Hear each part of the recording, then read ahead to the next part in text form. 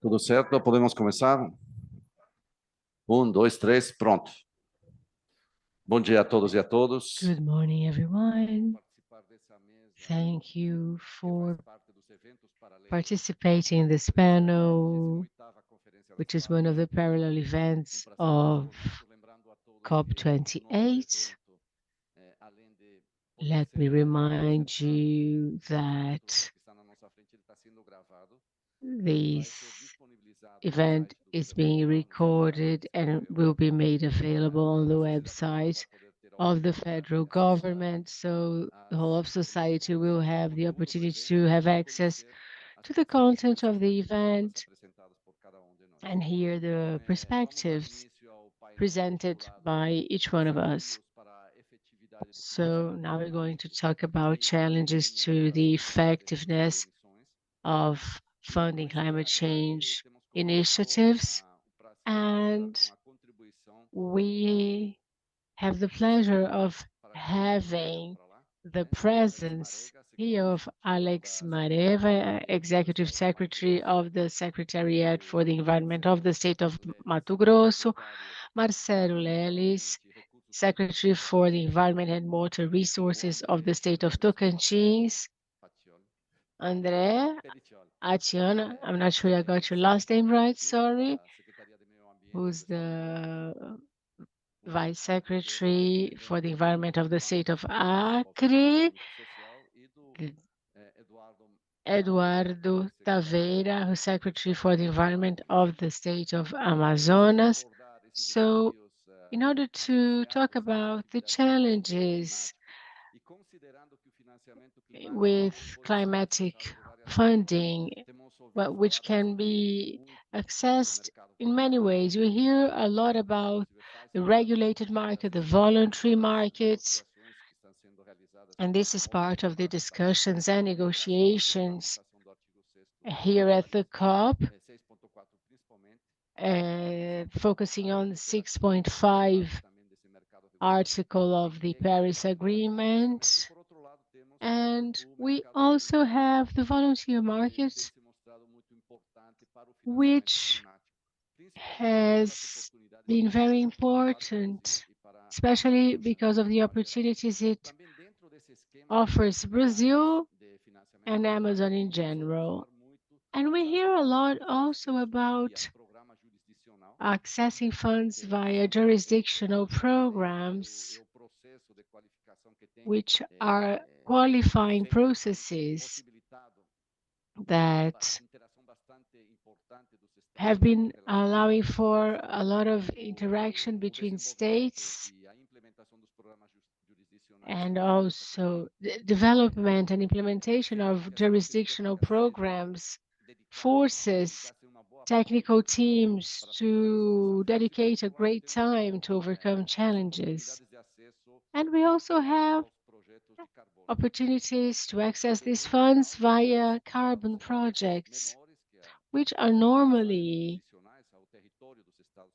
executed in smaller areas, Também ao financiamento climático. but they are opportunities to access funds and finance climate change initiatives. So I'd like to hear your perspectives regarding the access to funding and what is the perspectives you see for these many modalities, and what are the most important ones for the institutions you represent.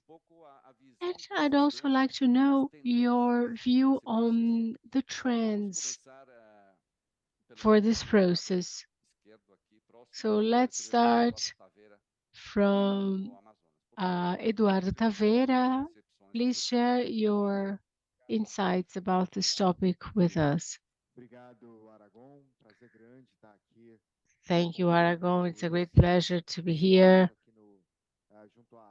in this panel to talk about the challenges faced by states, especially states that are part of what we call the legal Amazon, in meeting targets or funding initiatives relating to those targets. And I'm the secretary for the state of the Amazonas, and I always emphasize that 97% of the natural coverage of the Amazonas, the state, is preserved. So we are a paradigm on one hand, but on the other hand, we face a lot of pressure to reduce deforestation, especially with the increase in deforestation we've seen in the last 7 years. We were able to reduce deforestation by more than 60%, according to last year's data.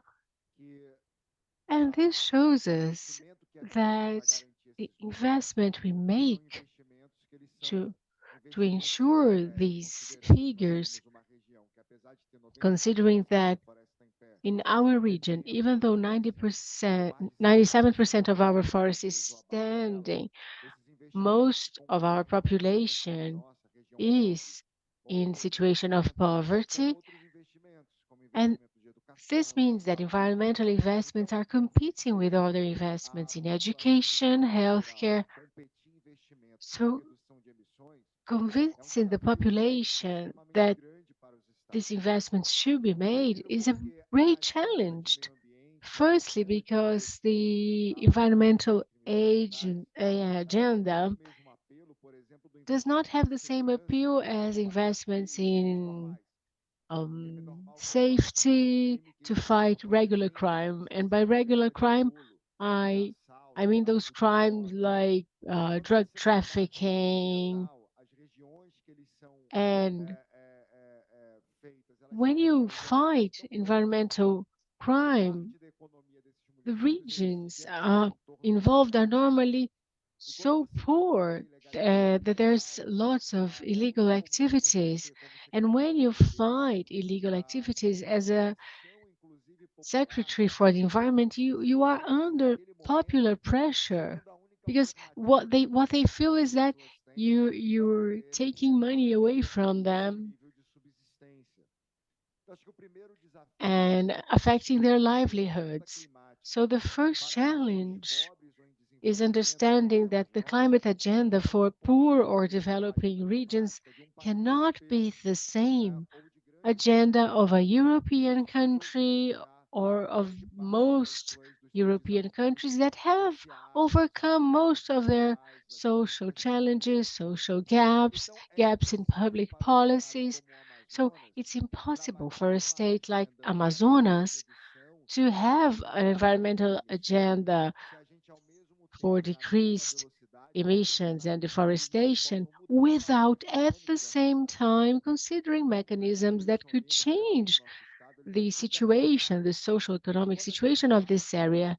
So our secretary always says that when you talk about climate funding and meeting reduction targets, we have to remember that we're talking about a two-winged plane. The plane can only take off if both wings are balanced. It's simple aerodynamics.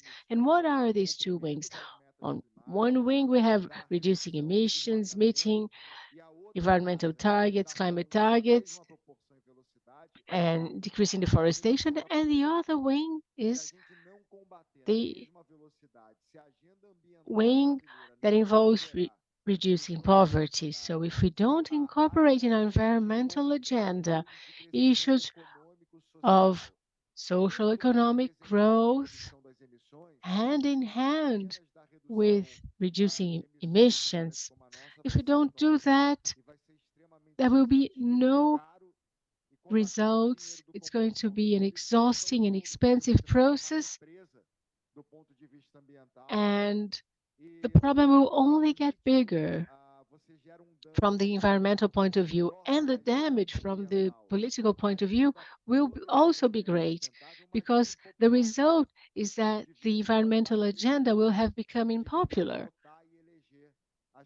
amongst voters, and they will be choosing people who will be deciding on public policies. And finally, in closing, I'd like to say that when you think about funding, we cannot um, make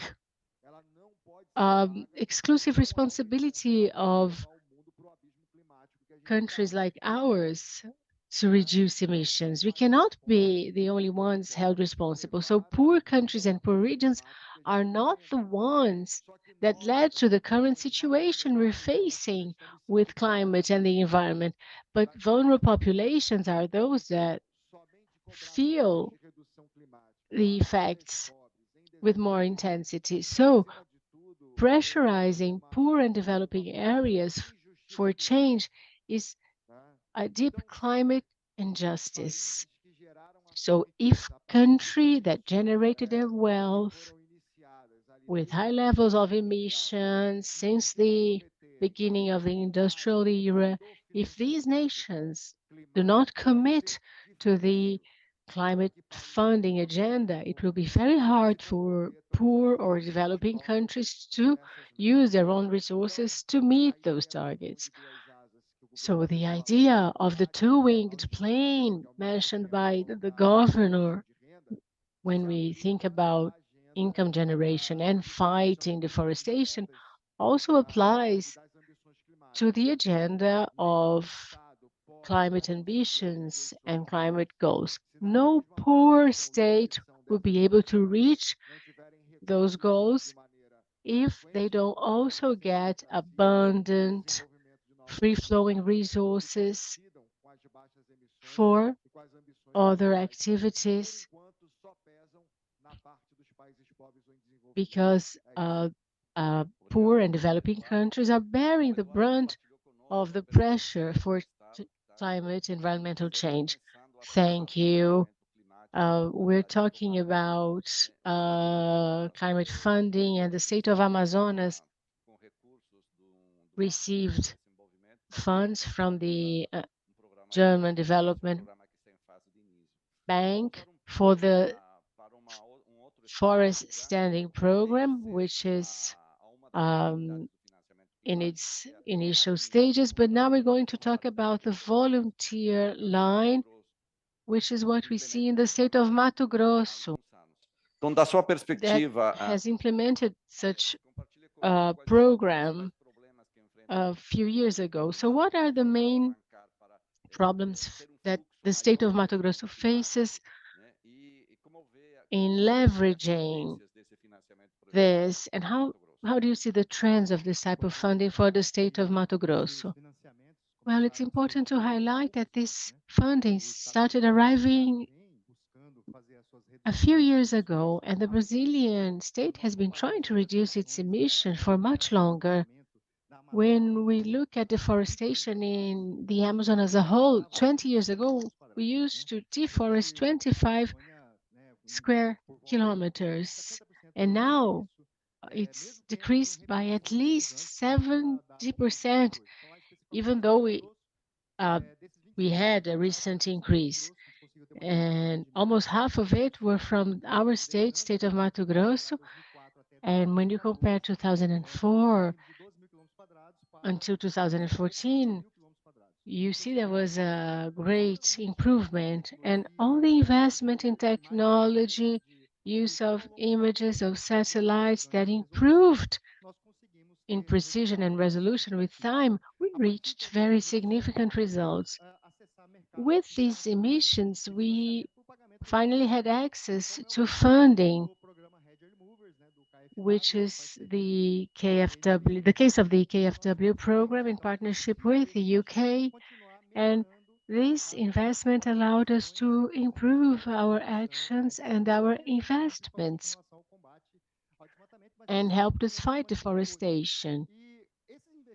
And those investments of 250 million reals, which was the first stage of the REM program, as well as other smaller fundings, allowed us to reach a level of command and control that was unprecedented. And maybe we are at the limit of what we're able to do in terms of command and control. Just to give you some figures, we used to have 250 million a year until 2018, and now we have 2 billion reals a year. So we were able to have more than 80% of action for the same year, but if we think about 18 years, we're talking about 95%. So all the deforestation warnings, well, at least 95% resulted in some type of action, and the other ones were not so relevant. And at the same time, while we're moving forward in command and control, we're also progressing in environmental regulation by means of the environmental registration. And now we have around 67% of that. So 37% of deforestation that happened last year um, had a percentage of legal and illegal. So when you look at total deforestation, there was an increase, but when you look at illegal deforestation, you see there was a decrease. So the conclusion we come to is that command and control is no longer enough. There will come a moment when people who feel pressure by command and control, they will move to legal deforestation. And this makes it possible for people to do their practices legally. And you have to give producers an alternative if you want to fight deforestation. And that's where I think the gap is. You should value environmental assets. So unless we create a form of paying for environmental services from no deforestation, if you don't value those assets, we'll still have a migration of deforestation from illegal to legal, and it will be happening according to the law, but our goal is reduction of emissions. So that's not the way to go about it. So now we need to discuss ways of valuing environmental assets. And how can we do that? Bioeconomy is one way. So we're trying to invest in sustainable environmental management. It's not currently as important as agriculture or cattle raising, but it can still generate income from the legal reserve to the surplus. And the state now have 4.5 million of hectares, and we would like to reach 6 million hectares. And also, this regulation that will happen not only on a state level but also federal level will establish percentages for each state and also quotas for private properties. So it would be an interchange between what's jurisdictional and what's private to create those funding channels and prevent deforestation, legal and illegal. And this is what we've been discussing. And I think all of the Amazon states are discussing that. And if we don't do that in the next few years, we won't be able to reach reduction. Command and control alone will not be enough to reduce deforestation. It works for a while, but there comes a moment when those with surpluses, and some states have more surplus than the state of Mato Grosso, those states will increase the levels of legal deforestation, which is not what we want. So it's important to discuss forms of valuing these assets to prevent the increase in deforestation. Thank you, Alex. The subnational perspective is certainly important in reaching goals. Significativo. E certamente somente o esforço dos estados But this is a major challenge, and the effort of each state is not enough. Initiatives led by the federal government are an important part of that if we want to fight illegal deforestation and meet climate targets. So now let's talk a bit about what the National Bank for Social and Economic Development has been doing, because it's granting access to climate funding, and they also do that by offering some different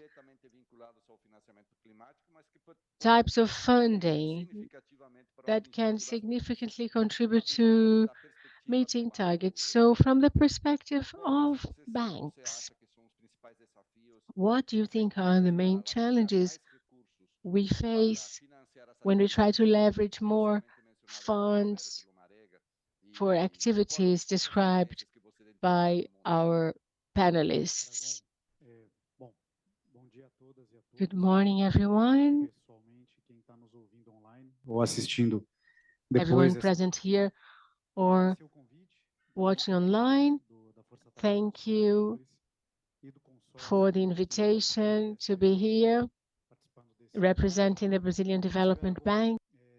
Depois de ouvir a fala do secretário And after hear what Secretary Taveira querido Alex and Alex a said, gente tem alguns pontos de reflexão que convergem I no que a would gente tem offer a sempre reflection about falado, some pensado points nas that we linhas have been que o orçamento discussing público tem desempenhado. in the Eu acho que dois fatores importantes que a gente tem funding observado. initiatives Pegando muito a base and do que support o secretário initiatives Taveira of the trouxe, Brazilian tem a Development ver Bank. com So, enquanto a gente não conseguir building on what colocar Secretary Taveira a agenda said, climática ou a I would agenda say that florestal, a agenda da until biodiversidade no centro we das estratégias de put the desenvolvimento, environmental, the biodiversity agenda a at the gente não vai center conseguir of our reduzir discussion, as desigualdades, we a will not pobreza be able to da forma reduce adequada. inequality and Então, poverty. tem algo que eu tenho falado com bastante frequência, So que a gente tem uma característica, I've been duas características muito saying marcantes no Brasil. recently that E isso Brazil tanto nos has estados e no nosso two país. clear A primeira delas é que a characteristics. gente é um país extremamente desigual. One is Em that we are desigualdade em tudo. an Renda, incredibly unequal gênero, country raça, in pobreza. gender, E income, estruturalmente a gente tem race. essa característica We e have the essa característica structural vem buscando em todos os characteristics of setores para inequality, revertê-la. and we're all Por outro working lado, a gente tem uma to característica revert muito it. grande que é a diversidade. And E a we also diversidade have seja another cultural, a diversidade characteristics, da which is biodiversidade, diversity, biodiversity, estruturalmente essas cultural, duas regional características, diversity. So we have que é these two grande desigualdade aspects, e do the outro lado great grande desigualdade. diversity Enquanto a and agenda great da diversidade, inequality. dessa riqueza So nacional until ambiental que a the gente agenda tem, of this não tiver trabalhando cultural environmental para wealth reduzir as starts desigualdades, starts a gente vai estar working sempre trabalhando to com muita reduce dificuldade, inequality, will sempre always be fazendo operating from the sempre logic fazendo as of ações, tendo bons command resultados, and mas nesse meio, control, ou tendo que and we aumentar muito might essas ações, reach good ou como o results, secretário but Taveira comentou, a they gente will vai never be ter que enough. aguentar um refluxo eventual quando a gente diminui essas ações. Então, And enquanto a gente não estiver trabalhando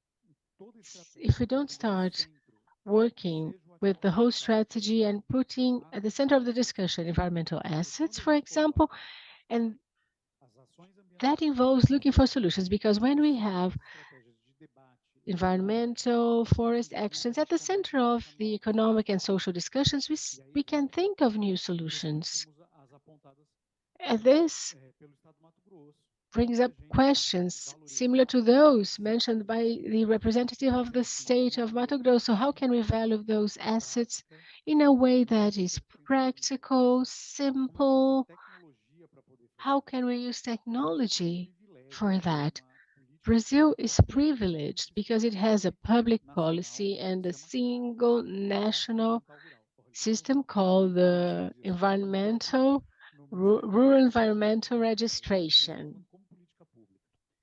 É uma maneira We have simples, that. fácil, It's an easy, transparente de você transparent, conseguir, simple com fé way pública, porque é um instrumento com fé pública, que você conseguiria estar testando esse to excedente test sem a necessidade de the certificações surplus nacionais, without any needs for fiscalizações, extra validações, certification, desde que você validation. consiga embarcar nessa tecnologia.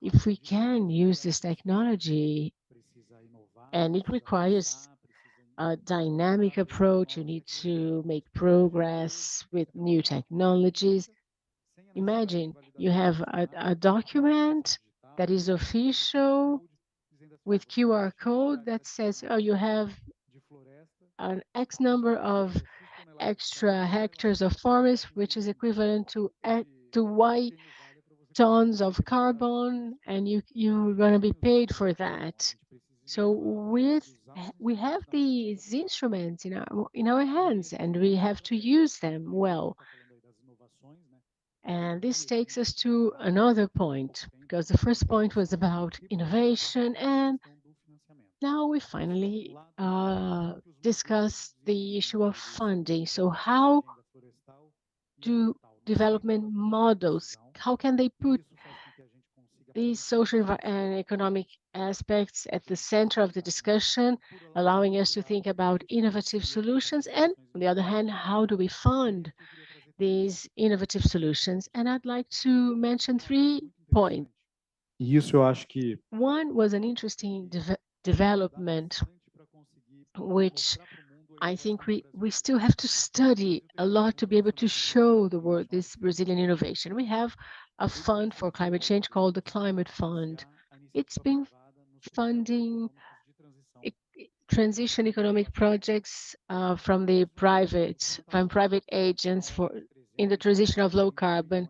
It was about 300, 400 million reals a year of funding, which is far from enough considering the magnitude of the challenge. So we need to gain scale. So what was the solution proposed this year, which in terms of global climatic funding is innovative? Well, with the Ministry of Economy launched sustainable bonuses, $2 billion, more than 10 billion reals, and a good part of these funds will be directed to the climate fund. So we're moving from the million scale to 100, 300 million to a scale of billions. It will allow us to have more robust funding directed to state governments with negative interest rates, which means it's under the inflation rate to make those big infrastructure projects possible, especially for an adaptation agenda. We talk a lot about the reduction agenda, the mitigation agenda, but we know that today we need huge investment in adaptation projects, which means infrastructure and requires lots of funds. So we need to face this huge challenge, and we're going to have funds from this fund organized by the Finance Ministry. Another important initiative are the funds from the Amazon Fund. So we are now analyzing new projects. We had a conversation with representatives of Brazilian states, and we identified that the best and fastest way of making these projects viable is having specific programs. We updated the program for firefighters, for example. Some states have already presented their proposal, which is the case of the states of Amazonas, Acre, whose project is under analysis, also Tocantins, Mato Grosso. But what we see is that if these programs were predefined with its characteristics defined, it becomes easier to show your proposal and to approve it. Because if we have a very general project, we can't have this agility. We don't have time. We have money, but not time. So we need to act quickly. This is for the Amazon Fund. We were calling for tenders, and we have also modular programs related to this fund. And finally, one last aspect I'd like to discuss is how to bring international funds to Brazil, also in a very nimble and easy way. And we started a program with the states of the Northeastern region.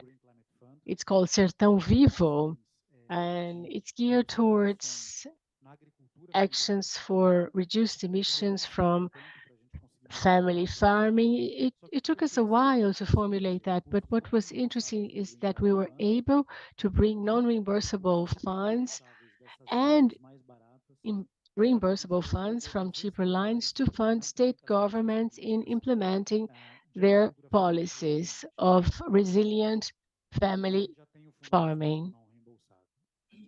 We already have the non-reimbursable Amazon fund. I believe that with the federal government, we can try and reach these international block investments, whether with reimbursable or non-reimbursable resources for more ambitious plans. So we definitely have a way to track. A lot of work has been done. We need to look at what we've done and do it differently, because what we are doing is taking a bit longer than we would have liked. We're not lacking resources, we're lacking time and coordination. Everything we do to reduce time and increase coordination will be positive in this next phase. Thank you. Thank you, Nabil. You also talked about what is essential for the success of any of these climate financing alternatives: simplicity and agility, and I would say maybe low bureaucracy and high action.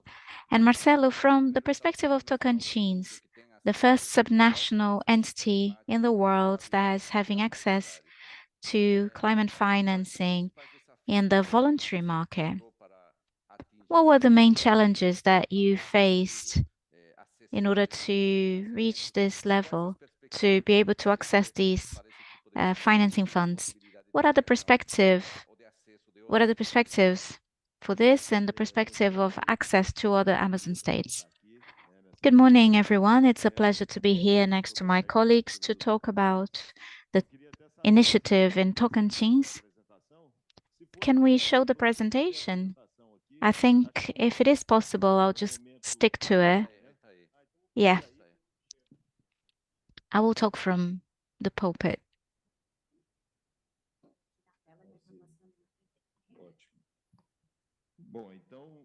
So, just briefly, I will give you some figures about Tocantins. It's got 1.6 million people. 15% of Tocantins territory is comprised of conservation units. 60% of the territory is conserved. We have 6% of the Amazon biome and 91% of the Cerrado biome. 35% is a legal reserve, 65% productive area, and we are in the Mato Piba, which is an agricultural frontier. There is a lot of deforestation pressure in Tocantins. So this is the competitive and sustainable Tocantins, which will be financed by the resources coming from RED.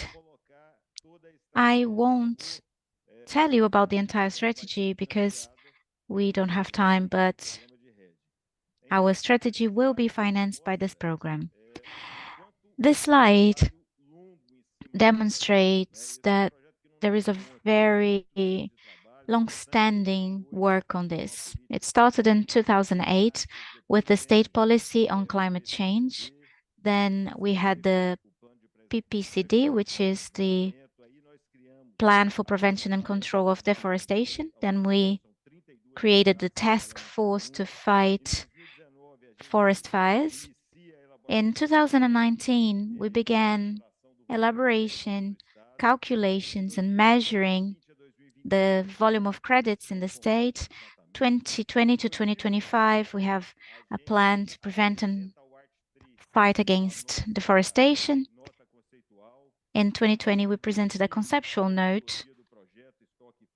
We've defined the methodology of the project through a flow, and then we've managed to access the financing and through RED, and we aim at removing 245 million tons of carbon from 2006 to 2020, or we've done that rather.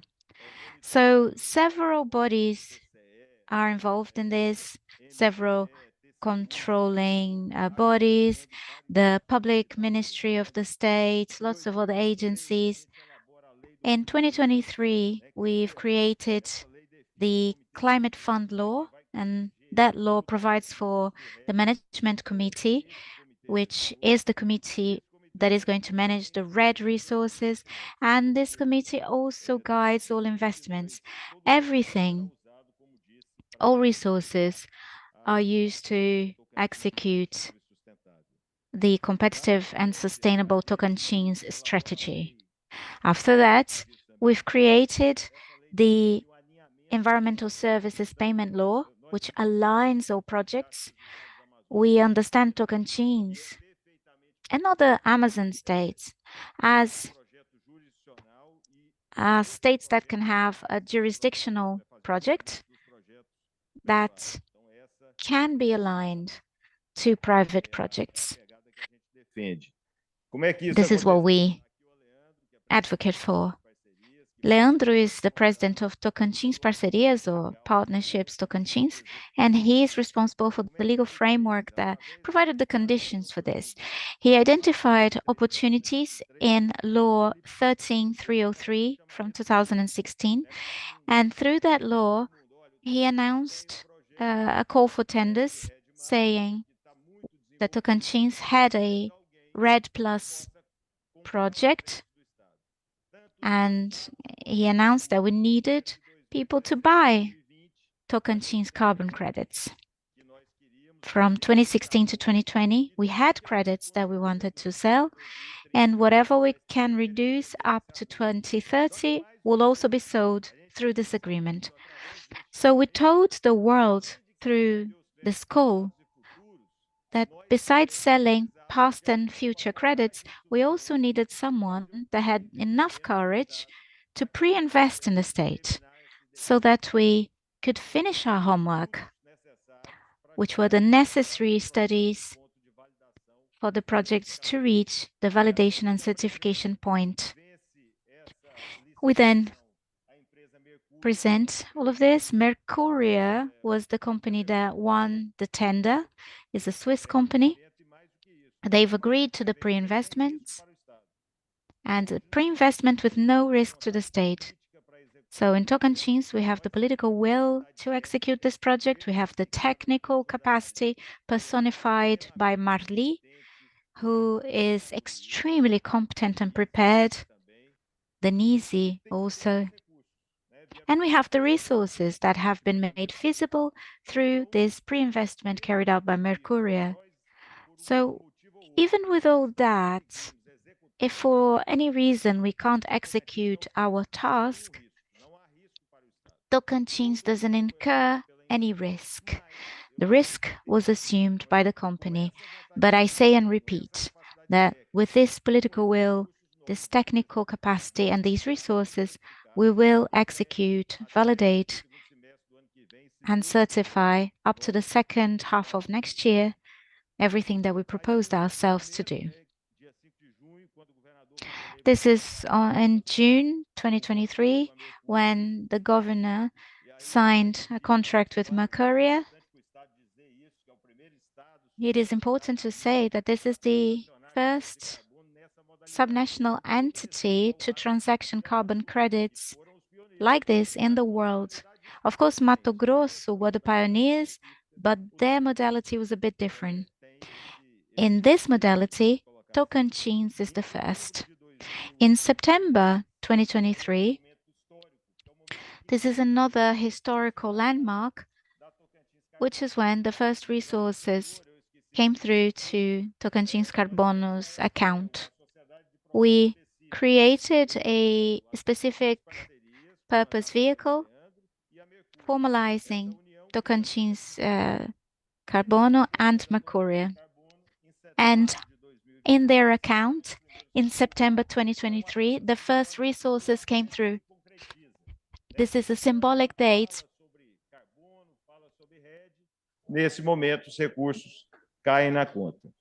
We talk about carbon and hedge. So what are we doing now? This was the forum where we gathered 250 Quilombola indigenous leaders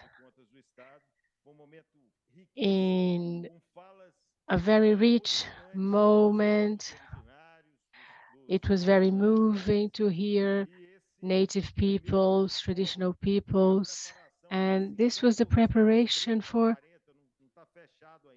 for 50 or maybe 30, 40 plants, dozens of plants that will be open, and we listen to native peoples to define how the resources will be used. Nós também iniciamos Similarly, we also started listening to the agro sector because 50% of the resources are for strengthening the state, organizing the bodies. 50% of the resources come to traditional and indigenous people. So both sectors, agribusiness and indigenous people, are being invited to this project because most of the areas we want to preserve are in farm areas. So we are starting a process to hear the agro sector in Tocantins. So what are our next steps? We are going to finalize all the technical studies and the resources are guaranteed for this. We're going to hire a validator, an accredited verifier. Resources are guaranteed as well, and this is not something cheap, but it's guaranteed. We're going to regulate the climate fund. This is another piece of homework we need to work on. And then we start executing the project, allocating benefits through the sub-programs. So this is our initiative. It's ongoing. And I would like to take this opportunity to invite everyone. The government of Tocantins this evening will be speaking. We all need to strengthen neighboring states, so the governor was participating in this project and we'll have a dinner with Mercuria and the governor tonight. All states are invited, and I believe it is important that you're all there because regardless of this carbon issue, Mercuria owners created a fund called Fund Sylvania, which has $500 million available for projects all over the world, but the focus is on the Amazon. So the owner of Mercuria will be there, and they want to open up this opportunity for other states. So your presence is essential to us tonight. This is it, and once more, thank you very much. Thank you, Marcelo. Certamente há dois elementos que me chamaram a atenção da fala There do are Marcelo. two elements that called my attention in Marcelo's speech. Dessa mesa, né? O tempo de And amadurecimento. it is not different for other states. The maturing time of the process, they started in 2008, and the associated costs. Some costs are still to be covered, such as studies, consultancy, validation. It's an expensive and complex process. Now let's talk about a pioneer state, not just in the Amazon, but in the world, developing the RED Plus program. It's the state that started the regulation of the process, and it's the state that has the most complete institutional and legal framework to provide access to the voluntary carbon market. André, could you please talk about the main challenges and what are the perspectives for Acre? Thank you all. Thank you for the invitation to Acre. I'm here on behalf of the Subnational Secretariat of Environment of Acre, representing Júlio Messias. And indeed, Aragão, in the middle of 2012, Acre structured an environmental service system which has been allowing the RED Plus investment through the ISO Carbon, which is a CESA instrument. We were able to take this investment ahead through program RAM with help of a German bank. And ever since, the state has advanced in this policy, thinking about all the opportunities that this had brought us to face deforestation, logging, and fostering sustainable practices. Acre has been working since the beginning. We are in the second phase of the REM program, working towards the next steps. The state of Acre has been facing some challenges. I believe that a structured global definition to define strategies to reduce emissions is one of the main things.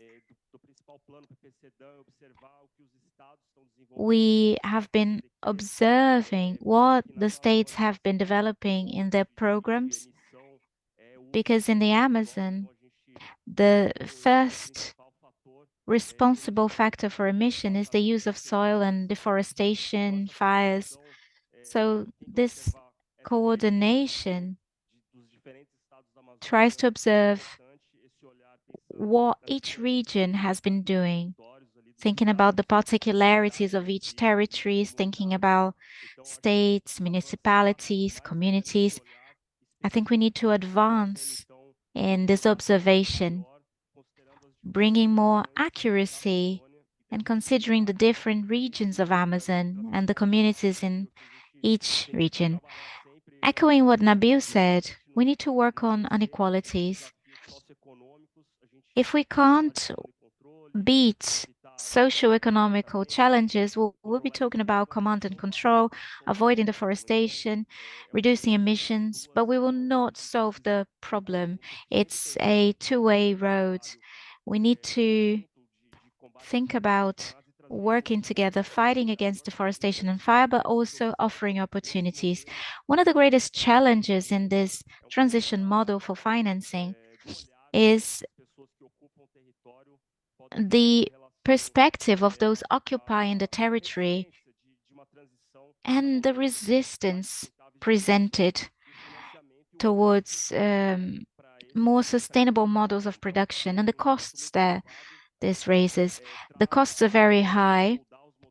We want to change production models in agro and livestock farming, but the investments are high. And people who work in this field have a lot of resistance because these people normally work with more traditional primary production practices. So this regional outlook is important, and we need to advance this, offering more opportunities for a just transition, thinking about the economic impact and the resistance that could be defeated by the investments, showing that at first you might not see benefits, but benefits might come in the long term. We talk about, for example, agricultural mechanization. How can we mechanize smaller producers? It's important to work on that. We are also working in the front of environmental licensing. This is an important instrument that needs to be leveraged in Brazil, especially in the Amazon region. And through this program, we can provide recovery of certain areas through the rural and environmental registration. All of this could be provided via the Red Fund in the area of fight against deforestation and fire. We need to advance this commitment. Developed countries need to provide support to those countries that need to avoid deforestation and fires through innovative mechanisms that facilitate capture and transfer of resources. We need to facilitate the access to resources without leaving the regional outlook aside. The Amazon is occupied by people. People live in the forests. They need to feed themselves and produce. This is something that our governor in Acre takes into consideration. He considers the people who live in the forest. And we need to think about facilitating mechanisms so that these resources reach the end users or the communities. Education, public communication needs to be improved so that people can understand this transition and be more open to models that are more focused in sustainable practices. In Acre, we have public policies that stimulate conservation, and we need to now work with the economic and social development of riparian communities, traditional communities, and indigenous peoples that need modern production models to avoid that they deforest their areas. A great example in Brazil is a project in the Amazon. Acre is at the end of this project now. It's a project of 97 million reais, which will support a command and control front, but also a best practice front, providing agroforest practices that will fight deforestation and teach sustainable practices. We have support by Jeff Fund, and this is something that we have to carry on promoting because our state has 95% forests. We need them to improve our technical capacity, and we need a model that facilitates access to climate funding. Thank you, André.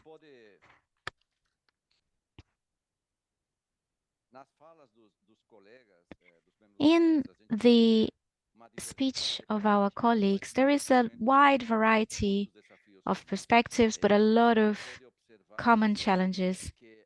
We can also observe that integrated action is essential. It is important for state governments to participate, but even more important is the articulation with the federal government and the development of mechanisms that allow us to be more effective.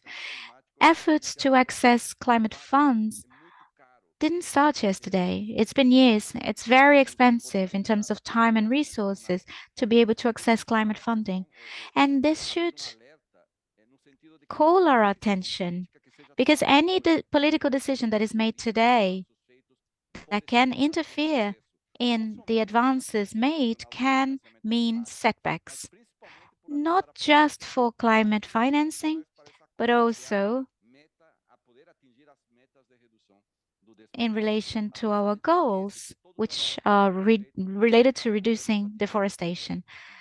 All the work that has been done is focused on the goal of reducing global warming, highlighting that the idea of this panel is not just to talk about financing.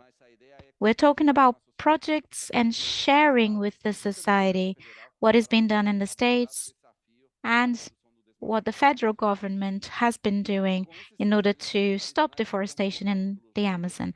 And with these elements, and considering we have a few minutes, I'll offer the floor to each one of the panelists for your final comments so that you can share your perspective or highlight anything that you think is essential for this process. Please don't be longer than 1 minute so that we can finish the panel at the right time. Let's invert the logic. We're going to start with the last and go back to the first. So, André, you go. Reverse logic. I just wanted to say in general that the state has an opportunity thinking about Acre here. We can bring concessions to the areas of public forests, not just for the production of environmental management or sustainable wood production, but also focus on carbon capture and forest restoration. We have a federal legislation and we intend to work with the concessions. We have a lot of territory that is favorable to that. It's an opportunity that we have in Acre, facing the invasion of public lands and strengthening the territories, the areas of preservation, which are an opportunity to develop the state, both from the economic and social point of view. So it's a huge opportunity. Forest restoration will give us the tools to face the threats and give us mechanisms to transfer resources to the communities that live in these areas. Marcelo? Aragon, I think that you are precise in this final provocation. As you said, projects are expensive. They take time. They take a lot of effort. It's no joke making this happen. I have been in the Secretariat for 9 months, but the project has started in 2008. Imagine how many hours of work had to happen for us to get here, which is a very initial phase. So this reflection is important. We can see a bill being proposed by Senator Leila, and now it's in the Congress being reported by one of the congressmen, and it had a legal opinion that was harming for the states. It seems like it's changed now, but using the fact that Nabil is here and he's a national character here and an influence in the federal government when it comes to environment, I'd like to say that we need attention on this matter. It is a very complex matter to the states. In the case of Tocantins, this is a priority for the state and for Governor Vanderlei, and it will bring immeasurable benefits to Tocantins. This project, due to its size, due to its impact, it will revolutionize environmental policy. It won't resolve everything, but it will put us at a different level with the validation and certification of credit. So, Aragon, I believe that your provocation is quite precise, and I want to agree with what you said. Nabil, please. You wanted to test our memory, Aragon, right? Going back and forth here. And my conclusion comments, I would like to highlight 3 points. First, Brazil and Amazon will have a 2-year period that will bring historic opportunities that might not be repeated in the short term. So we need to be wise and use this opportunity as well as we can. The presidency of Brazil of the G20 that is started this December will bring opportunities of influencing the present and future negotiation agenda, not just in terms of climate, but inequality reductions, environment, global finance. We have an opportunity window that probably won't repeat itself anytime soon, and it will culminate with COP30 in Belém by the end of 2025. So discussions that are being carried out here will be at the center of the discussion. With the COP being in Belém, these discussions will have to happen, and we will have to have proposals. But on the other hand, it is very important to remember that the Amazon Fund is the largest red fund in the world, even not receiving new donations for 4 years. The second largest is half of what is in the Amazon Fund. Have a lot of responsibility. We have new donors. The United States are formally in, Switzerland's formally in, and England yesterday not just signed the contract, they've also told us that they are going to donate more. So the Amazon Fund is a receiver of international donations, and they need more practical, agile, and easy ways to provide access to state-level governments. We need to take advantage of this moment when we're getting new donors, new donations, to carry out the improvements that are necessary. And as André said, I have this conviction that the forestation agenda can go hand in hand with the PSA agenda. So how can you pay for surplus and also make reforestation feasible, which is the only cheap, agile way of keeping the temperature. So if we actually believe that the goal is 1.5 degrees, decarbonization is no longer enough. We need to capture the carbon that has already been emitted, and capturing the carbon that has been emitted, the best way to go about it, if you think of costs and social effects and speed, is reforestation. Other technologies are not as effective. So if we actually think that we'll keep the 1.5 ambition, and if we want to do that, we'll have to go beyond paying for surplus. Of course, we have to do that, but we have to capture carbon, and we need funds for that on an international and national levels. 1 minute, please. Well, Nabil, the existing technology for carbon capture was invented millions of years ago, and it's called a tree.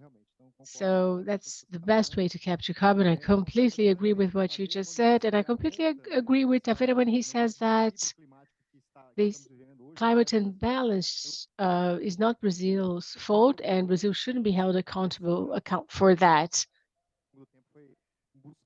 So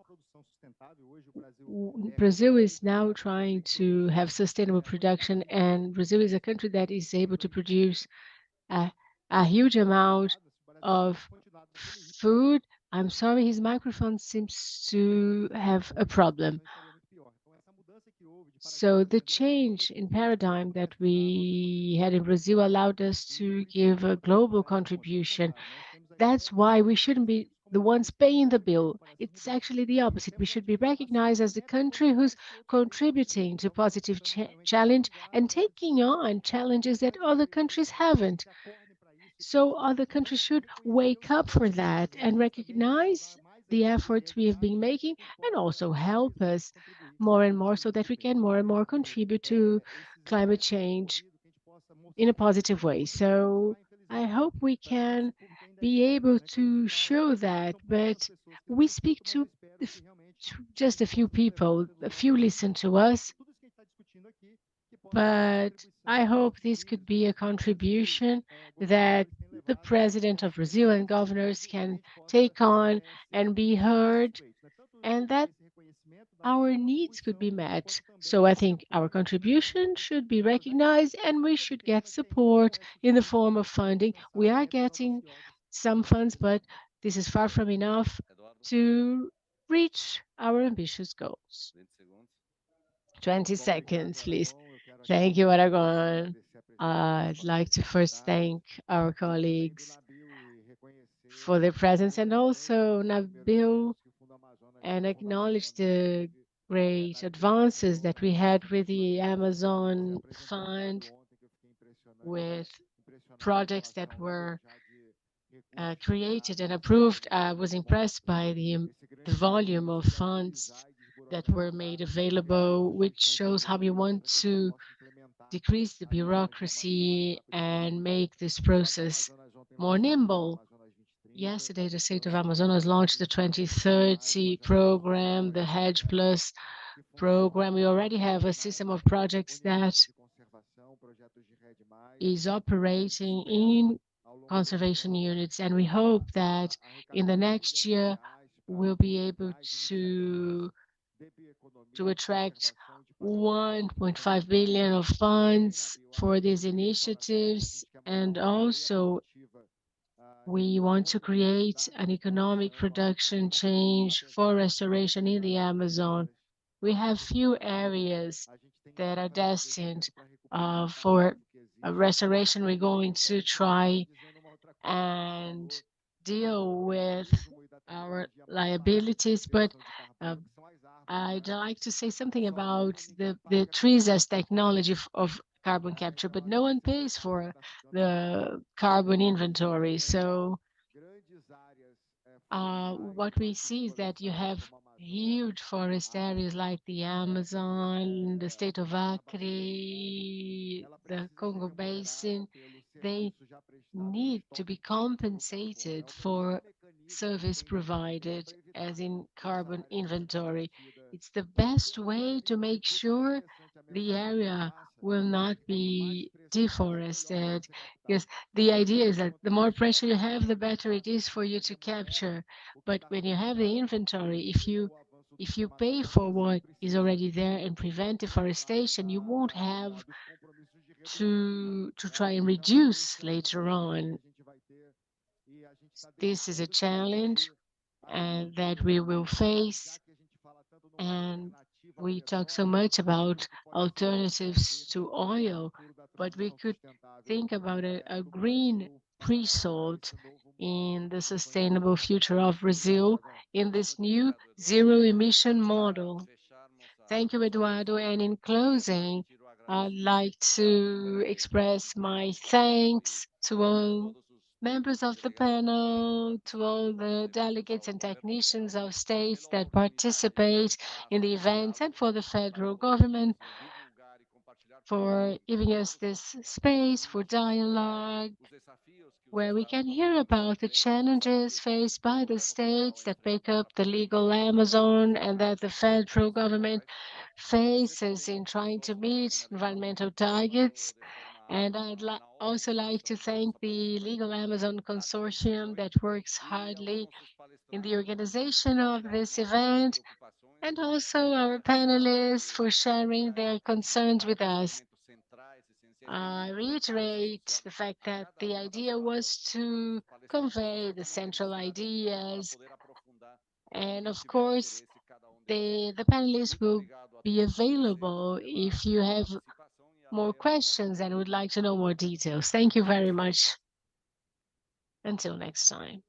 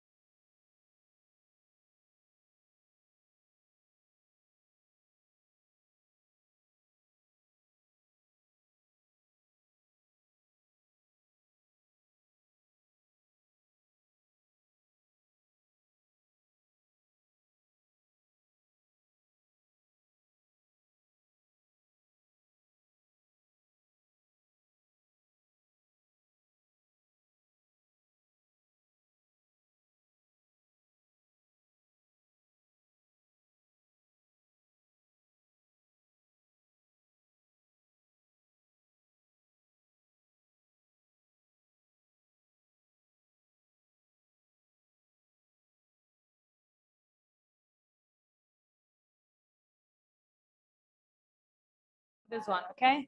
I'll make the sign to start the playing.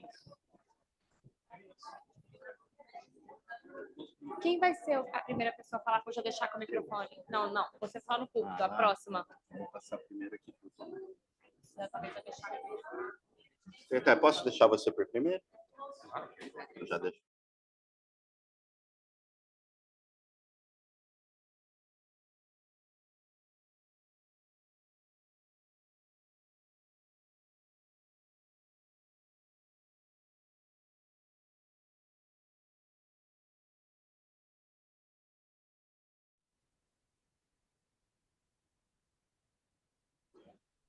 Microfone liga automático? Alô? Alô, bom dia, bom Good dia. morning. Boa noite para quem nos vê do Brasil. Good evening. If you're in Brazil, it takes a lot of energy to be on in Brazil because it's so late there.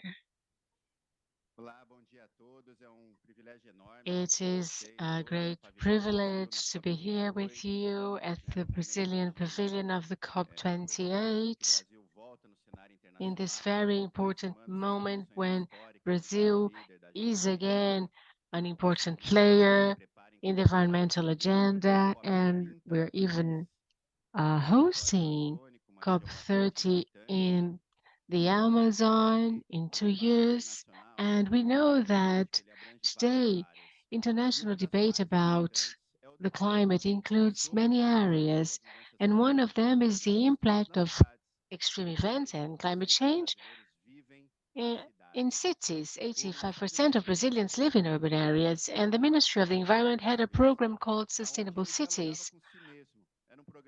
It was an internal dialogue program of the ministry, and in the beginning of this year, when they were thinking about involving multiple areas in the discussion, now we have 9 ministries that are involved with green economy and climate change initiatives. So we organized workshops at the Ministry of Science and Technology, the Ministry of Cities, and all the ministries to be able to integrate and leverage our efforts to promote greener, more sustainable cities that are more resilient to extreme events. After a few days of these workshops, we increased the scope of the program, and from next year, we're going to have a presidential decree that will make the program even more comprehensive with many axes of action. In our final section, we have GIZ, Tony Lindau from WRI, Rodrigo from ICLEI, NAMA, National Association of Municipalities for the Environment. Sobre os esforços do programa, né? So I'll start by briefly describing the efforts of this program. We all know how the climate has becoming a hotter topic. You have extreme events happening, and all cities in Brazil and the world are suffering with landslides, flooding. And I remember at the COP in Paris in 2016, when we had 1,000 municipalities, and they said, oh, we couldn't have a difference of 2 degrees because the results would be disastrous. But unfortunately, this happened 5 years after the Paris COP. So we see the magnitude of the challenge we have ahead of us, disorganized growth of cities, increased in urbanization. So this program plans to create a strategy for these actions. And the main objective of the program is try and integrate urban, environmental, and climate policies to improve the quality of the environment and increase the resilience of cities. So we're going to focus on the outskirts of city, in young children, and strengthen urban management, support and foster initiatives, develop and strengthen institutional capacities of subnational agencies.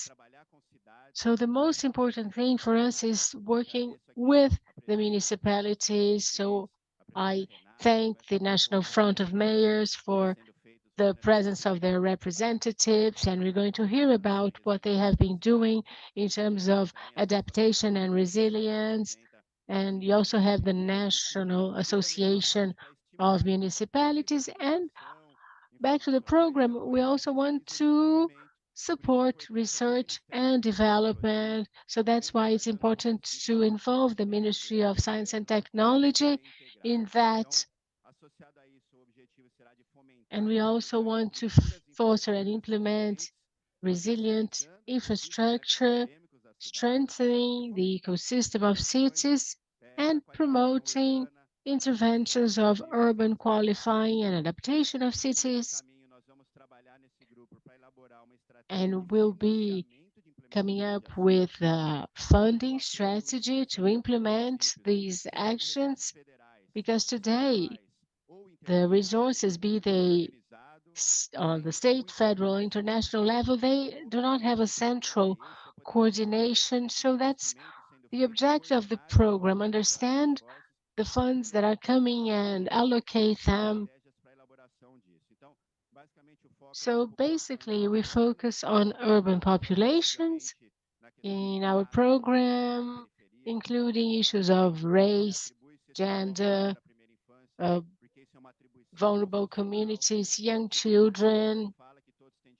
Our constitution states that everyone has a right to live in a ecologically balanced environment, but it later also says that society, family, and government should give absolute priority to children, teenagers, and young people when developing public policies. That's why we're focusing on young children in these actions, and also considering territorial specificities. So we are analyzing the territory along with municipalities, checking what the territory's potentialities are, so that we can work with ministry, taking into consideration the current situation and the needs of each area.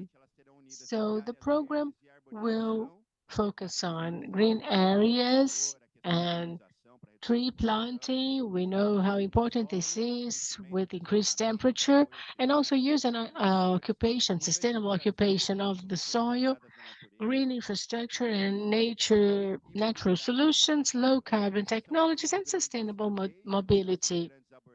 These are the five pillars of the program, which includes an institutional articulation, technical guidance, training programs, and launching of calling for tenders. So one for nature-based solutions, another tender for one tender for each topic, so that we can make the program really comprehensive. There were two calls for tenders, one for composting and urban agriculture, and the other for touristic bike lanes.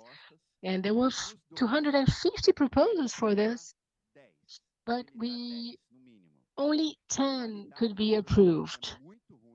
The quality of projects was really low. So we noticed that we really need to focus on training programs along with the National Front of Programs, the Association of Municipalities, to be able to foster the development of better projects. It was really a surprise to receive 250 applications, out of which only 10 had the right documentation and the right characteristics. So we are going to be allocating resources to capacity building. So, of course, this is not easy. It involves many institutions. That's why we're going to create a working group with different ministries, and we want science to back us up. So our policies will be based on science, data, and studies. Thank you very much.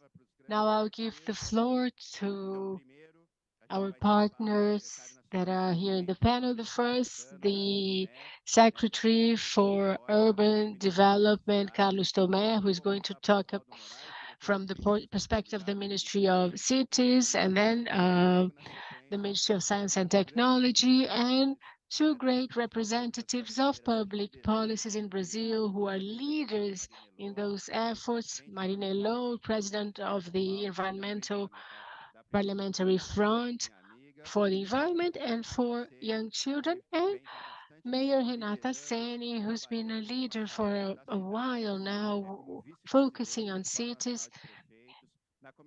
She's the Vice President of the National Front of Mayors. Carlos Tomé, the floor is yours.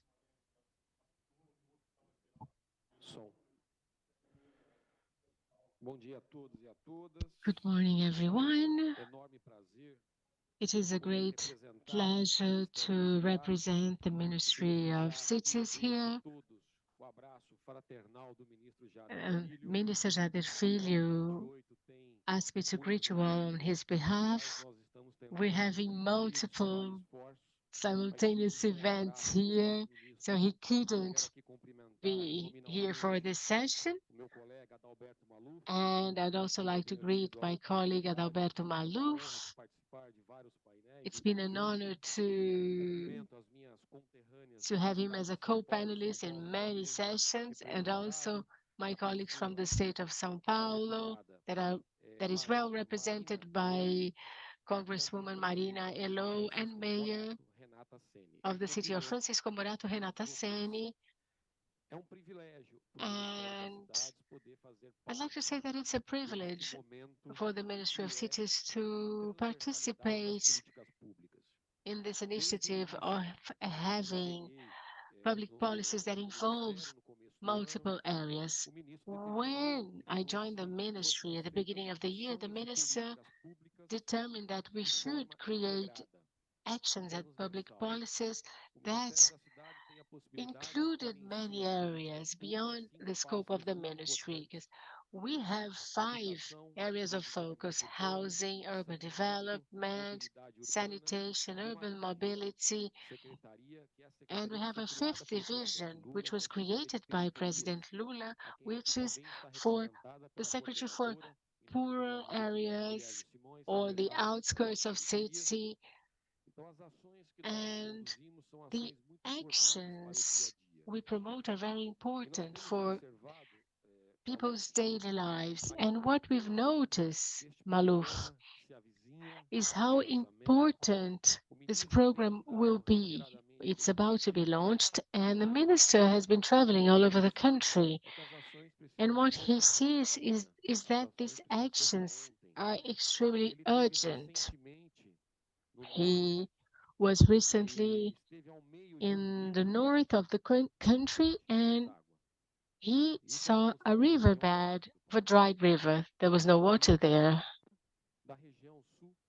And in the southern region, we had floods, storms. I am from the city of São Paulo, and I was at home when we had a storm with strong winds and a power outage that affected so many people, and the minister tried to solve the situation promptly. But this shows us that these actions are very urgent, and the minister has been saying repeatedly that people live in cities.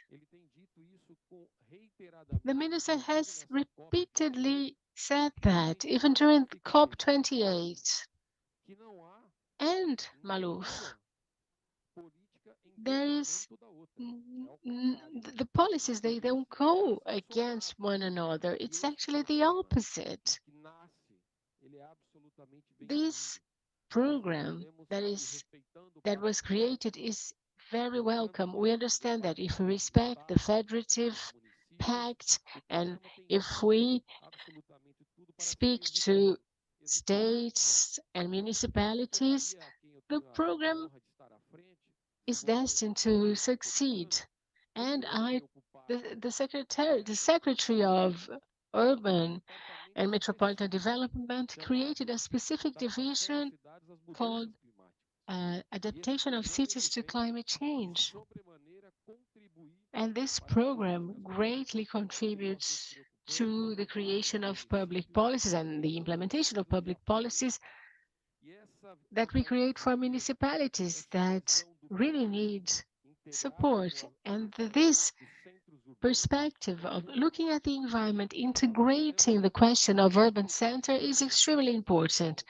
And we understand that the guidelines we've been discussing, that I'm sure will become even more mature, will be extremely fruitful. I don't know if you were with us, but recently we launched an extremely important program for the success of this new initiative, which is the capacities program that had been discontinued in 2009. And what the program does is taking to cities and states something that we believe is essential in this process, which is knowledge. So we're offering managers knowledge that will allow them to have access to public policies by the federal government. So you had 5 divisions where courses are being offered, and we're going to have specific courses focusing on the environment, and they are free courses. We had more than 2 million downloads in the history of the program, and it is our understanding that this program greatly helps the program you're launching.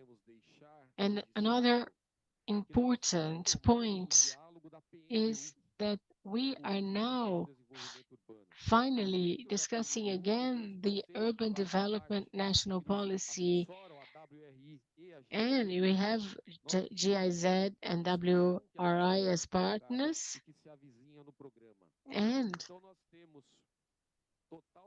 we are in complete synchrony with the program. We're very happy to be able to contribute.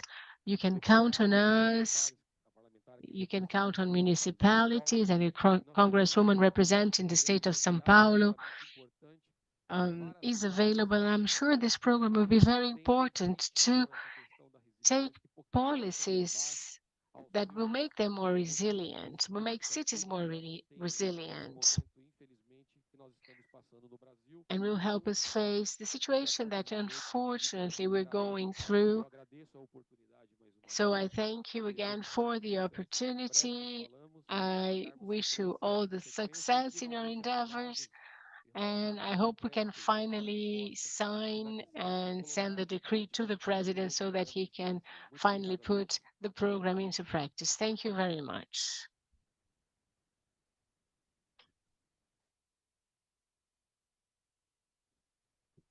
Alô, bem, bom dia. Good morning.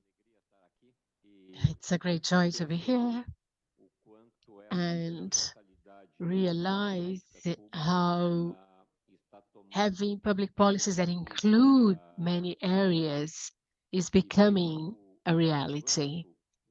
And the decisions made by the Brazilian government are progressing, and we see that climate sustainability and resiliency now play a central role in the administration of the country. We heard about public policies that were recently launched, such as the ecological transformation, which is a new way of managing the country.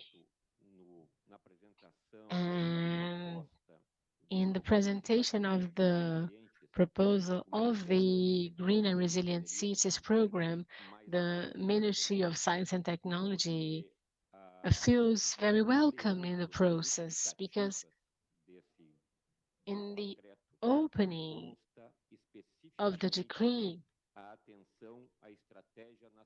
there is a mention of the National Strategy for Science, Technology and Innovation. And it's important to say that in the Ministry of Science, Technology and Innovation, the only plan we make is the National Technology, Science and Innovation Plan. Our role is giving decision makers information so they can create policies in their areas. And in the 12 principles of this plan, we have also our ministries clearly mentioned in 3 of them. In the first principle, there is a mention. It says the right to sustainable cities and a balanced environment from the ecological point of view. And why do we believe that we are represented here? Because we determine with science what an ecologically balanced system or environment is. So we use scientific knowledge to define an ecologically balanced environment. And we also appear in item number 3, which is preserving springs and sources of biodiversity in urban environment. So science needs to specify what this means. And we also appear in principle number 9, prevention of risks and disasters. And I could talk about this for hours, because I was for 8 years the director of the Center for Monitoring and Alerts in cases of disaster. And I'd like to give an example of how important it is to have a policy that is different from everything we've been doing.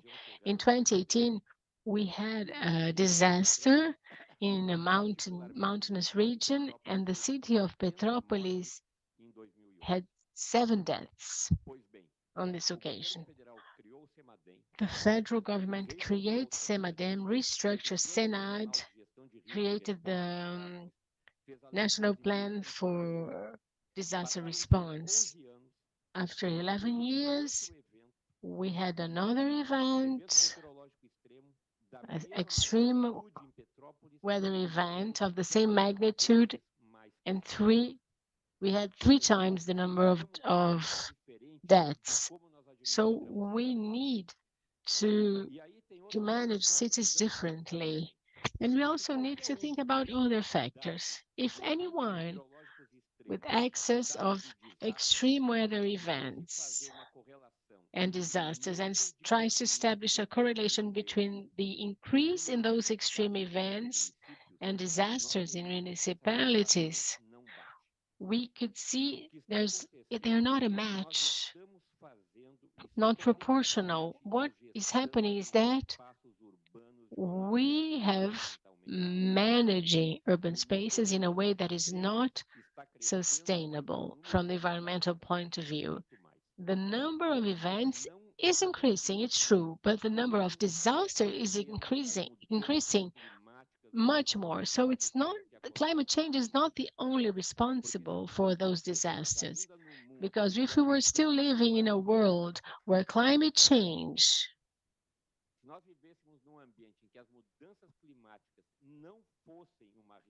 was not a reality, we would still have cities being affected. We know that based on the history of events we have. In Brazil, in the 1,000 municipalities that we have been carrying out studies, we have more than 10 million Brazilians that are not in these areas of risk because they want to. They're generally the most vulnerable part of the population. So we need to keep this in mind. And this is the outlook of this program. And it will give this answer. There will be a turning point in terms of what we have to do as public policy managers. Thank you, Osvaldo. Thank you, Secretary Tomé. In this first part, we heard the federal government sharing this objective, which is cross-sectionality, the ecologic transformation plan led by the Ministry of Finance, the new industrialization plan, the Green New Industrialization Plan. We know that all these policies that we try to work with in resilience, adaptation, they all end up in municipalities. If working with adaptation and mitigation is not enough, we need a transformation plan for our economy, and the efforts always end at the municipality. I never forget that sentence that Lyndon Johnson said, the president after JFK. We had the assassination of Martin Luther King. We had a missile crisis, Cold War. And they asked him if it was difficult to be the president of the United States. And he said that every time he went back to his room and looked in the mirror and everything looked too difficult, he would look in the mirror and say, it could be worse, I could be mayor. So we know that this happens in the municipality. This is where things happen, and the broad policies have to be implemented, focusing on changing people's lives. So I'd like to offer the floor to Mayor Renata,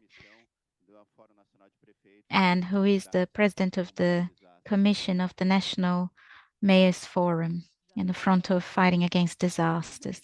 I feel very welcomed by what you said on behalf of our Congresswoman Marina, who has a brilliant role in the state of São Paulo. I would like to greet you all. The National Front of Male and Female Mayors has a fundamental role of looking after the cities that are hit by extreme events, extreme weather events. We have a commission that discusses this. This was born in February 2002, or rather 2022, when there was an accident in Petrópolis and also in Franco da Rocha, which is my town. This is when we start embracing, as mayors, as environmental technicians, how to resolve this type of thing. We created a commission then, and based on this photograph, you can see who are the persons that are subject to this type of disaster. This photograph is important because it portrays the reality of several Brazilians that lose their lives in these disasters. So the Commission follows up on this systematically along with other competent bodies facing the challenges of the municipalities in Brazil. And what are these difficulties? Budget difficulties, territory difficulties, and we create public policies to help the municipalities.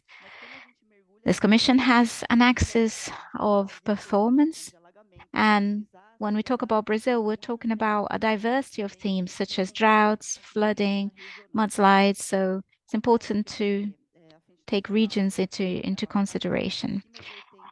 Because the National Front of Mayors only works with municipalities above 80,000 inhabitants, which is 60% of the population, we have managed to advance quite a lot.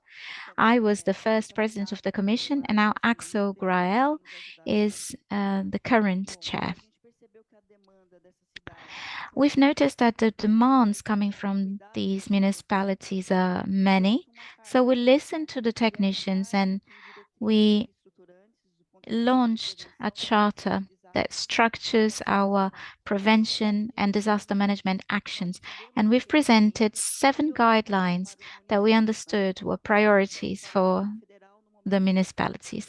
We presented this charter at an important moment when the federal government was working on their budget. So the special secretary for the presidency carried out a ceremony, a forum in Rio, and we launched our charter and delivered it to the federal government.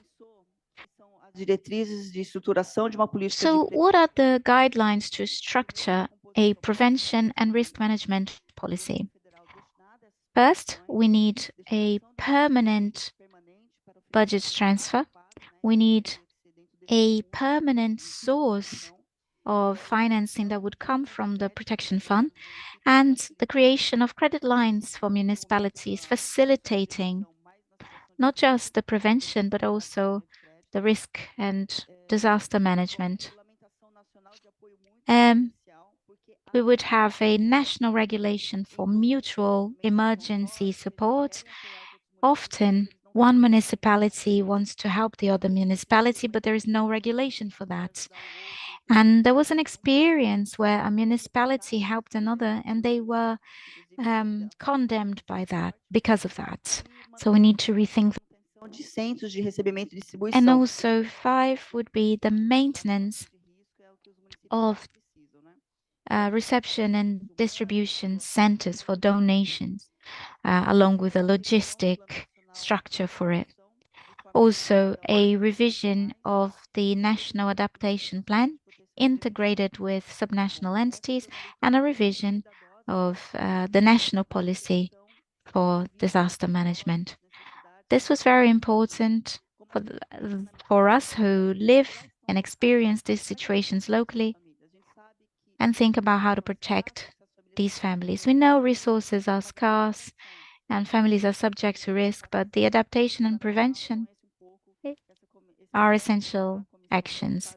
So this is the role of this commission, and we are open to discuss this important theme, protecting people's lives that live in these territories. We don't want to be mayors that announce tragedies.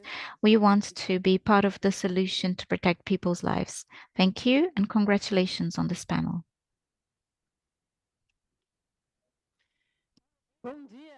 Good morning. It is a joy and an honor to be part of this panel talking about such an important theme. I wanted to greet everyone here in the public on behalf of Vinicius, President of the National Parliamentary Front, for councillors. I would like to greet the panel, Tomé, Osvaldo, my friend Renata, who's a great mayor, who is leading a national agenda. It's great to see work being consolidated. And I would like to greet Adalberto mainly for bringing this panel together so we could launch this program. I just wanted to highlight 3 points in the program: the intersectionality and how much this is essential. I would like to talk about climate adaptation and the first influence. In terms of intersectionality, I'd like to congratulate you, Adalberto, because we understand that it is impossible to advance any public policy that deals with our huge challenges in terms of adaptation, mitigation, and responding to environmental racism if we don't do this in an intersectorial manner. So it is important to have other ministries here strengthening the program, creating synergies. we will have to involve mayors, we'll have to involve the states.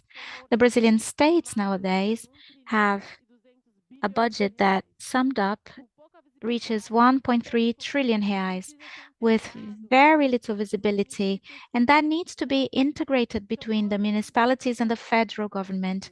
São Paulo has 645 municipalities. When Secretary Adalberto says that very few municipalities were able to qualify for this, we are sure that these municipalities don't even know they could. Us from the environmental front in the state of São Paulo are working with environment secretaries so that we can qualify them to understand which programs they could apply for.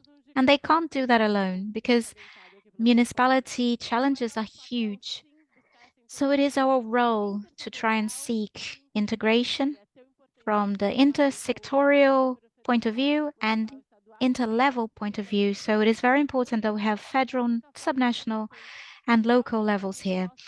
This is the only way to respond facing this important agenda. Second point, climate adaptation. We are at a COP, and we talk a lot about mitigation and how we're going to keep global warming to 1.5 degrees. But we need to talk about adaptation, not just adaptation to the climate changes that are already happening and the extreme events that will carry on happening, but also adaptation to a dignified life, which is something a lot of people haven't been able to reach yet.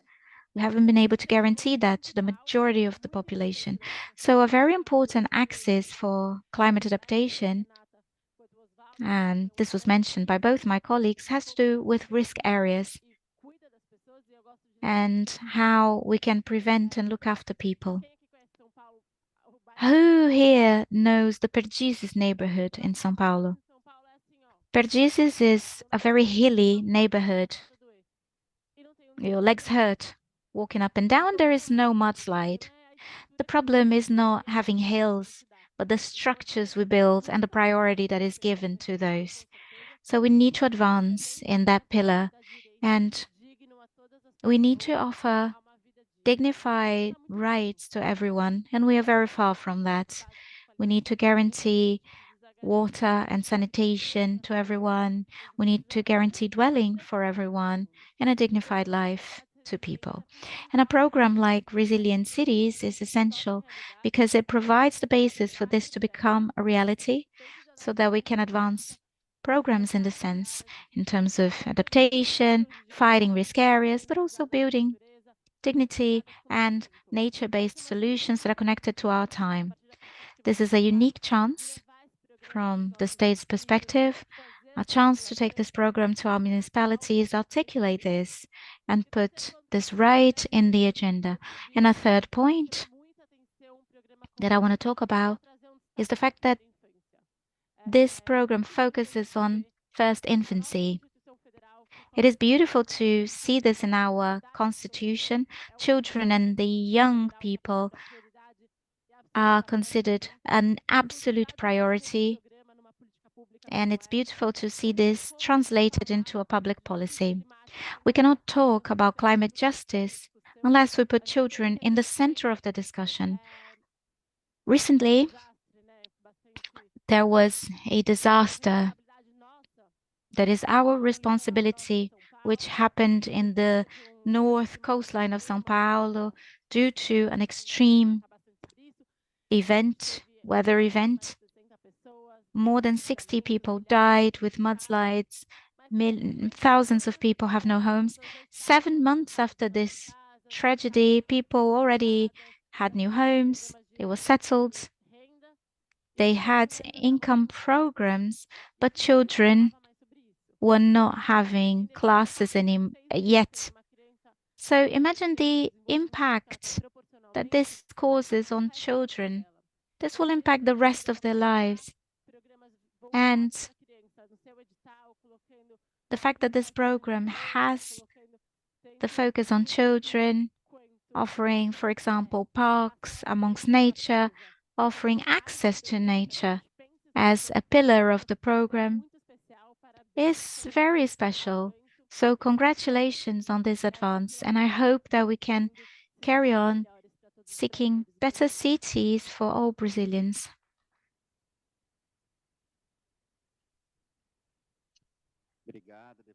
Thank you, Congresswoman Marina and Mayor Renata. It's very inspiring listening to you. I hope you inspire more women to join politics. Thanks for bringing this picture from the municipalities so that we can hear them while building this program. We had another panel with the National Front of Mayors, and we will carry on listening to suggestions. It's important to bring the environmental racism point to this discussion as well, because we know people who will be impacted the most by environmental disasters have a very clear place in the cities. They are in peripheral areas, they have a certain gender and a certain race. These are the people who are affected the most due to their vulnerability. So this is where our focus should be. I would like now to talk about a good 10 programs that we have with international collaborations, institutions in Brazil that work with municipalities at different levels, including the FNP program. So in this last 20 minutes of the panel, I'd like to listen to these partners that historically have been working with the municipalities. So I'd like to first call my friend Tommy Lindau from RWI, which is one of the main partners of municipalities. Tony, you have the floor.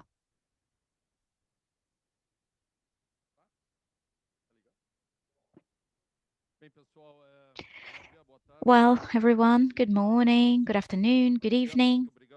Adalberto, thank you very much for the invitation to be here. I am the director of the cities program of RWI Brazil, and we work for more inclusive and resilient cities with less carbon emissions. I would like to congratulate you for this initiative. It seems very interesting to me because it integrates not just ministries, but the subnational level and civil society. Us from WR Brazil work with partnerships, and we believe in the creation of systematic networks that support cities that can deepen and work with certain themes in a more detailed manner. Mayor Ciani talked about the issue about cities that are more prone to be hit by disaster, and we could say that a lot of cities could be at that risk. And I know the lives of mayors are a lot harder than the lives of presidents. I don't know if you heard about Acapulco, where they had really strong winds and destruction was huge. So these climate events are going to be more often and more present, so we have to be prepared for more dramatic situations. The rains in Rio Grande do Sul, which is my state, have showed that this year.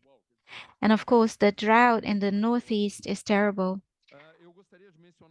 I'd like to mention Unicities, which Secretary Carlos Tomé has already mentioned. We are supporting the PNDU, which started in the previous government but is now going ahead. I hope that we can influence the new generation of master plans. These plans are carried out in municipalities every 10 years. So having a national plan will give the possibility of incorporating these new perspectives and themes that need to be addressed in cities while creating these new plans. And if I could leave just a message, I know that more than one won't stick, but I will talk about one experience. We have a very interesting field work in a peripheral area of Teresina with the program Minha Casa Minha Vida, and it's a very vulnerable area. There was an ambassador that once asked me, why do we build so many houses in the countryside? Because it looked like this was a Minha Casa Minha Vida in the countryside. And indeed, we need to change this. President Lula has mentioned this after the disasters in São Paulo's coastline. We need to change this because it is very difficult to connect these areas to the urban centers. It is a challenge to work with peripheral areas, and I'm glad to see that the ministry is now working on that. Also, regarding the first infancy, I believe that schools offer an opportunity to demonstrate what could happen in a small city because several generations are integrated at the school. We don't just have children there. We have school, we have parents, we have grandparents. So schools could be a focus point to begin transformations. Of course, work is huge, but it has to start somewhere.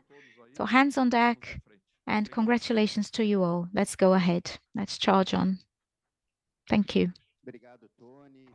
Thank you, Tony. Congratulations on the historic work that WRI has been doing. I'd like to invite Secretary Perpetuo, who is the ICLEI Institute, the official representative of local governments in international climate negotiations, and it gathers the main cities in Brazil at the moment, and they have been expanding the direct cooperation with city administrations. Thank you, Adalberto. I'd like to greet all of the panelists and the person of Mayor Renata Seni. I'll be very objective and mention some points that are important to highlight. First, the cross-sectionality with the federal government. It is necessary in all scopes. Problems will not be solved with fragmentation, on the contrary. So we need to consolidate this practice. Secondly, the federative integration towards climate action with focus on adaptation and biodiversity.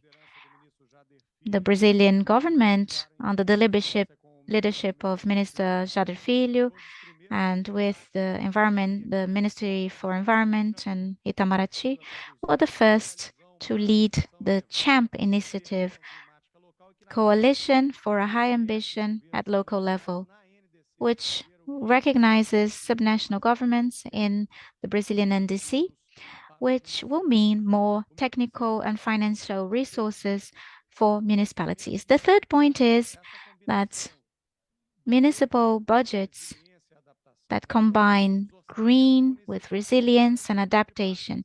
So these budgets for the management of parks and green areas, for the application of solutions on nature-based solutions, is a shame. If you show a municipal budget chart not combined with other parts of the budget, it wouldn't even show in the budget chart. So how are we going to combine urban management with environmental management so that environmental management can mean more resilience in the cities? This is our challenge. And this has to do with ecologic and agroecologic connectivity, food systems that are connected to nature and protected areas. This has to do with metropolitan integration and has to do with blind spots in the municipal public management. And it is something that is not incorporated to urban management.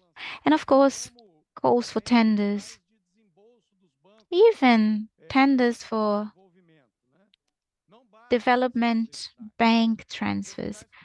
The call for tenders need to have criteria, climate criteria that would impose to the municipality a new way of developing urban centers. and they need to be followed by resources for technical assistance. I'll give the example of the GAP Fund, which is a fund of the Development European Bank with the World Bank, and 60% of the proposals that reach them do not comply with the eligibility criteria. So this is our homework. Along with the call for tenders, we need to sensitize and prepare the municipalities to be able to access resources. And finally, it is important to talk about international cooperation because this is an instrument that helps catalyze. It won't resolve all the problems, but it will help. ICLEI has worked with the German government in projects that use programs such as the acceleration of conservation units, the Atlas of Ecosystems in the city. We have been promoting agroecological initiatives, pilot projects based on nature-based solutions, mentorships to help municipalities dialogue with development banks, and labs such as the Food Systems Lab along with Instituto Amaré. It's very good to see WRI here, the National Front of Male and Female Mayors.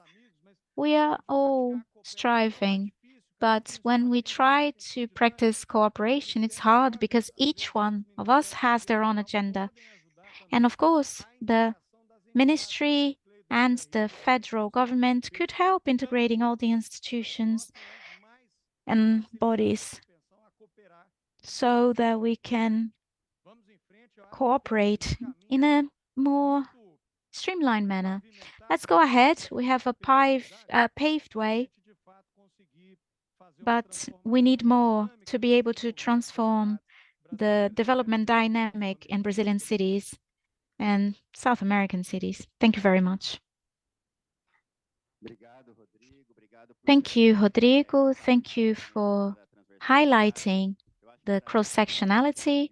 I think that for all of those that haven't seen it, when the federal government launched the work guidelines in the participative multi-annual plan, we have 5 cross-sectional agendas, one for children and adolescents, women, racial equality, indigenous peoples, and environment. These 5 agendas are part of all the ministry's work, and in the participative multi-annual plan, which is the moment when the government asks the society what the priorities will be for the next 4 years, the climate theme was #1 priority. So it shows that society sees the challenge, and all cities are subject to disasters. I believe Rodrigo also brought a very important point. 20 years ago, I used to work for the Secretary of Environment under the city administration of São Paulo. And São Paulo, at that point, for the first time, we reached 1% of the budget. We wanted to have Marina in the first ministry, and São Paulo went from 33 parts to 100 parts in one management, 4 years. 8 years. I only worked during his first mandate, but yes. So it went from 33 to 100. Imagine São Paulo if it hadn't had these other 60 parts, what it would look like. But whether that is in the Ministry of Environment or in any Secretariat of Environment in Brazil, no one can rely on more than 0.4, 0.5%. So us who work with environment have lost half of what we had in terms of budget. And we know that the environmental agendas only go worse. So I just wanted to call our next speaker for a quick intervention. The German government has been a partner with Brazil in several actions through the Amazon Fund For the first time, the Amazon Fund is now able to directly invest in municipalities and can invest 20% out of the Amazon region, 4 to 5 billion in investments from Norway, Germany, United Kingdom, France, European Union, United States. Everybody is helping us. And Zeze has been a great partner with a lot of our programs. And in the past 4 years, this is where an area the Ministry of Environment sent letters to institutions that didn't want to work with international cooperation. Z and G are now working with the Ministry of Science and Technology, Ministry of Cities. So it is a great honor to have them here. GNZ is committed and said they will help us. They will bring resources to broaden this program, providing mentorships to the municipalities. So it is an honor to hear Sonia Berdal. Thank you. Bom dia para todas e todos. Good morning, everyone. My Portuguese is not very good yet, so I'm going to switch to English. So it's a very honor for me to be here with such amazing visionary leaders, the ministries, FNP, ANA, MMR, and various other institutions among ICLE and WRI. I think the launch of the Green and Resilient City programs at this COP28 holds an immense, significant moment for both Brazil and the cooperation with Germany for sustainable development. As we gear up for COP30 in Belém, the launch signifies an important milestone. And our joint commitment to nurturing sustainable cities and prepare them for the impacts of climate change stands tall as a cornerstone of our cooperation. GIZ, in fact, holds or enjoys a long-standing relationship with all of these ministries, the Ministry of City, the Ministry of Environment and Climate Change, MTCI, and various partners here in the room, actually through various initiatives of the German International Climate Initiative, in short, ICI. Maybe some have heard about this initiative. It's financed by 3 German federal ministries. The Green and Resilient City program will be supported by our technical cooperation, ANDUS, and they will support the ministries in navigating the program's implementation strategy hand in hand with the cities of Brazil. And in fact, because we believe that the real catalyst for change resides within the mayors and their teams. And I'm actually happy to follow a vision of the minister from cities, which we met yesterday with a German delegation, to put the people at the center of our ambitions and actions. Let them be part of identifying the solutions to achieve the sustainable development goals and improve their lives. Let them be part in decision-making processes to achieve the sustainable development goals and improve their lives.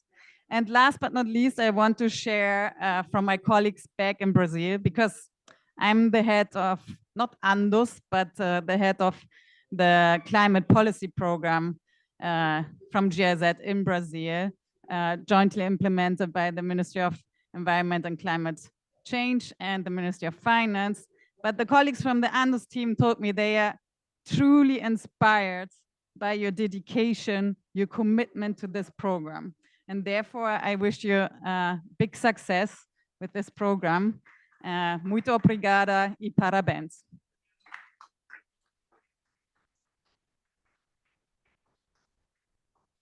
Bem, queria agradecer a todos aqui por essas intervenções. Well, I'd like to thank you all for your participation. And before we wrap up, I'd like to open for questions and Tem comments. algum outro microfone?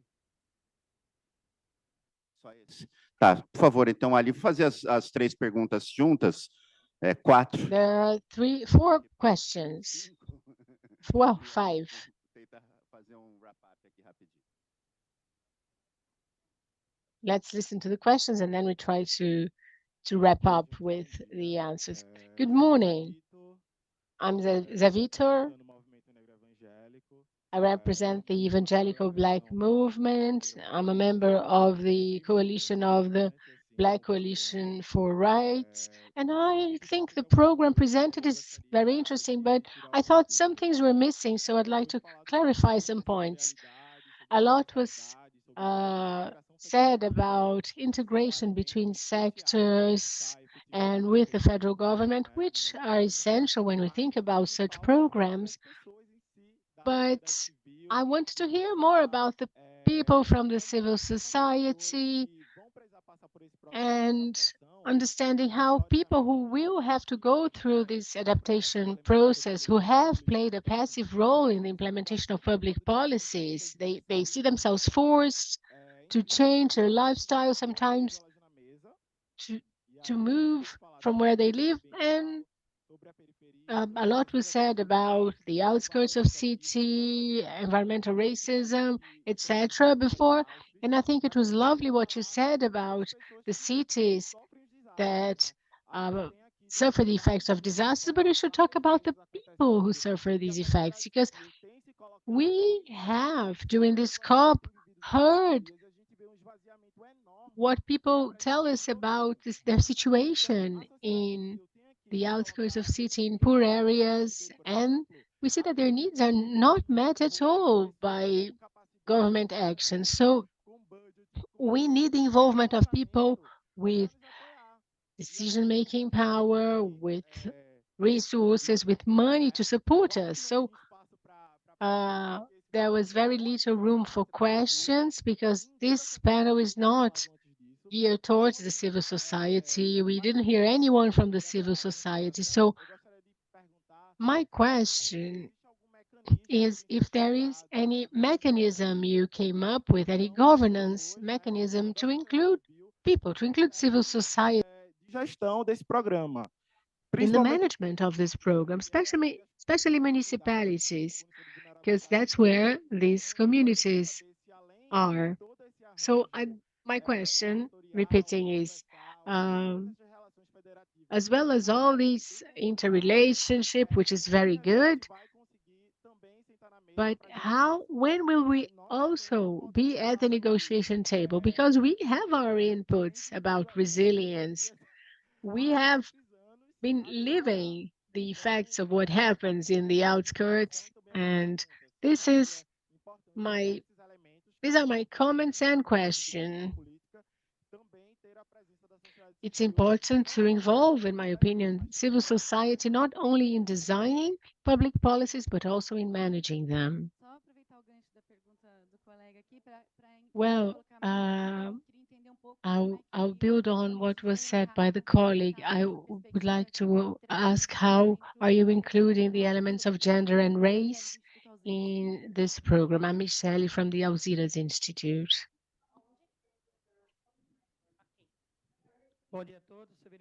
Good morning, everyone. I'm Severino Jr., recyclable material collector, member of the Association of Collectors. I think this is my 8th or 10th COP. I lost count, to be honest.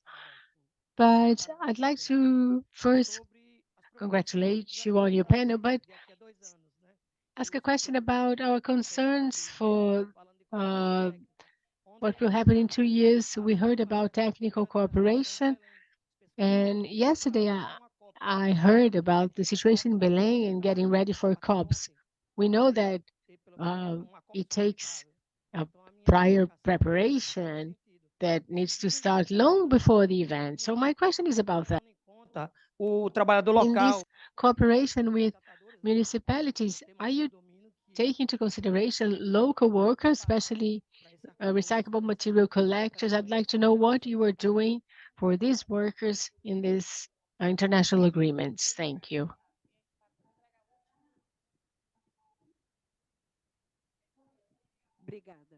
Thank you. My name is Luciana Gatti. I'm a scientist of the INPE, and I would like to contribute to this dialogue. The biggest problem of cities is that the surface of the earth is getting hotter and hotter, and the hotter it gets, um, uh, the higher the likelihood of extreme events. So we cannot think about a plan for cities without trying to cool them down. And I didn't hear a word about it. We cannot just focus on in reducing other aspects, but we need to reduce the temperature of cities. We need to plant trees because that's the most effective way of reducing the temperature, and it also removes carbon. And we should also paint rooftops in white or green. Science is here to help, and I would like to offer our help in these plans with measures that could decrease the temperature in cities. My name is Vinicius. I represent the parliamentary front of members of the city council. And as a city councilor and representative of this front, I think we have to have the participation of city representatives. And in my city, I have the greatest urban territory of indigenous peoples, the greatest population of indigenous people in an urban area. So if you don't hear the municipalities, you miss the opportunity to, for example, adapt this initiative to the specificities of each region. I would like to briefly say something. I'm Edilene from the Limpa Brazil Institute, and a lot has been said about how we can bring children to the COP. I don't know if you know, but in Brazil, there is a 10-year-old girl who's speaking at the COP. I think she's the youngest speaker, and she has a voice abroad, but not in Brazil. And it was very difficult to be able to register her. So I think we should include in future COPs people, the children who could represent our country. Well, because we ran out of time, we're going to answer the questions. Thank you for your presence. Thank you for your participation. We're going to answer your questions later individually. Thank you very much.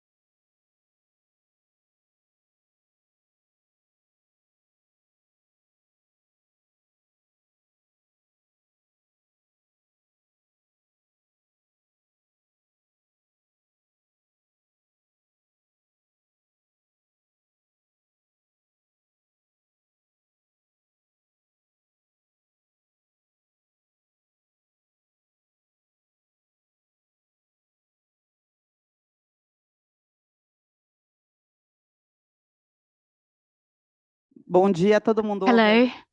Good morning. Can everyone hear us? Vamos lá, tem mais gente chegando aqui. There are more people arriving. Let us start. Bom dia a todos, todas. Good morning, everyone. It is a pleasure to be here with you this morning to talk about financing and diversity. And we are going to try and bring these two themes for today's panel. I have the honor to receive very illustrious guests. I will ask them to introduce themselves.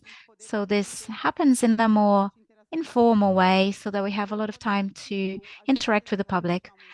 When we designed this panel, we wanted to talk about climate financing.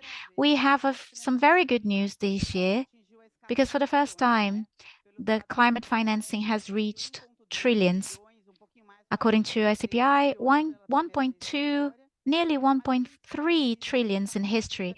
But we know that this is way below than what we need. We probably need $4.3 trillion a year, and more than that. When we look at financial flows, only 27% of this volume, which is already insufficient, is coming to emerging countries and least developed countries, which are receiving only 6% of these resources. So apart from the size of the climate financing, there is an unequal distribution amongst regions. And when we talk about diversity, inclusion, and gender, that is very important because we need to talk about energy transition from a just perspective. We know minorities are the ones that are most affected by climate change.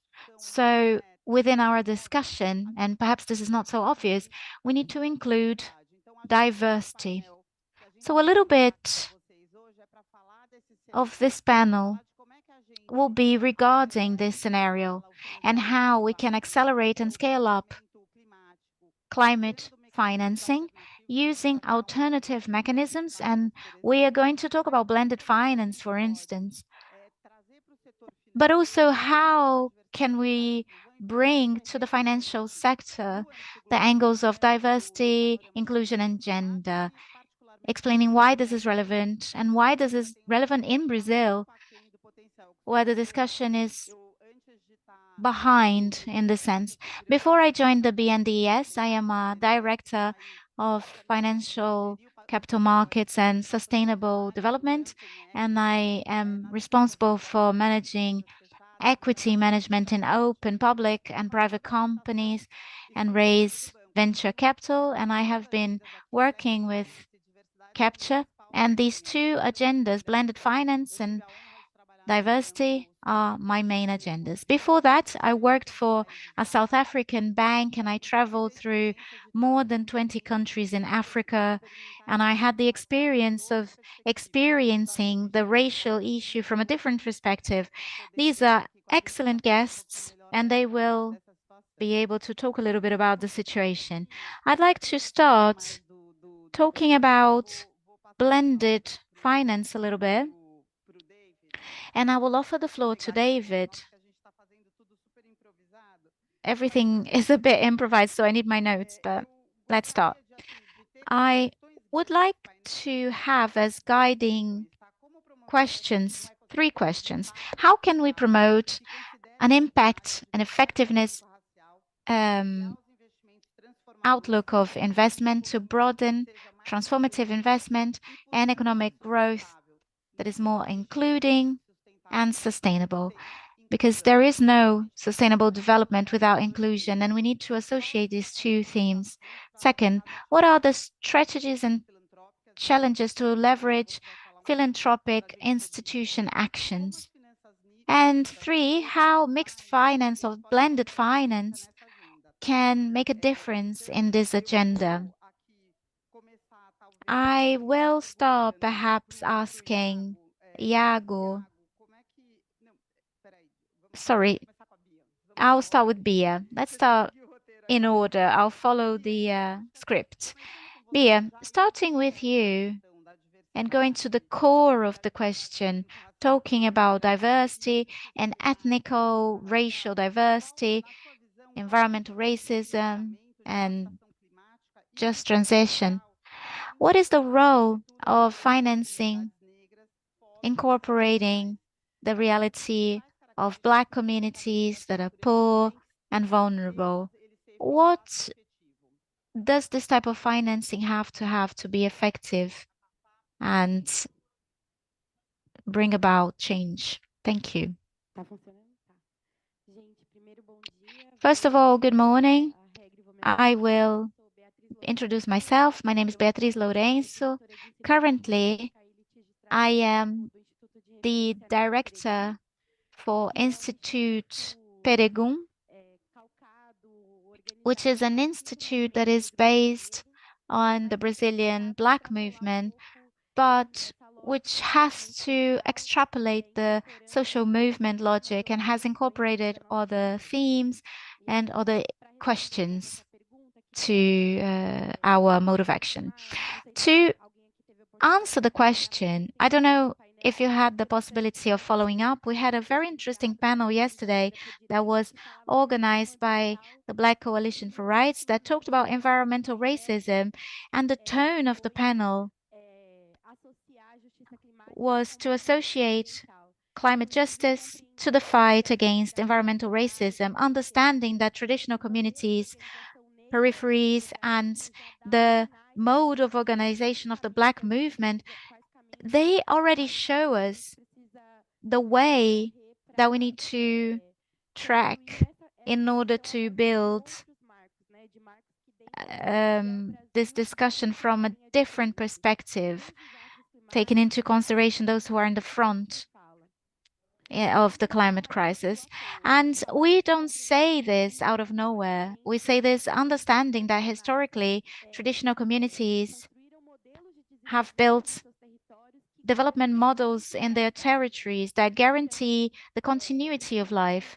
So quilombos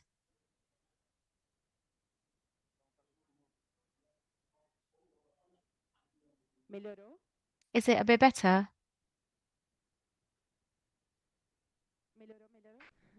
Can you hear me? I'm sorry. Historically, quilombos have built development models in their territories that guarantee the continuity of life, a sustainable production, income, and dignity for the people who live there. Well, we're increasing the volume here and they do in the room next door as well. It's quite tricky.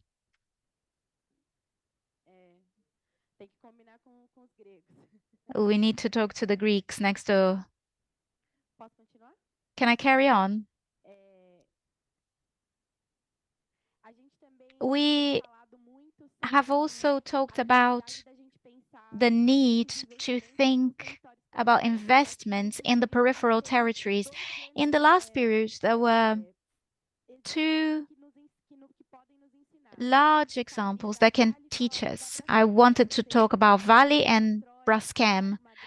You build a large company in a poor community, and that large company is responsible for accidents with mud, for accidents such as the ones that are happening now.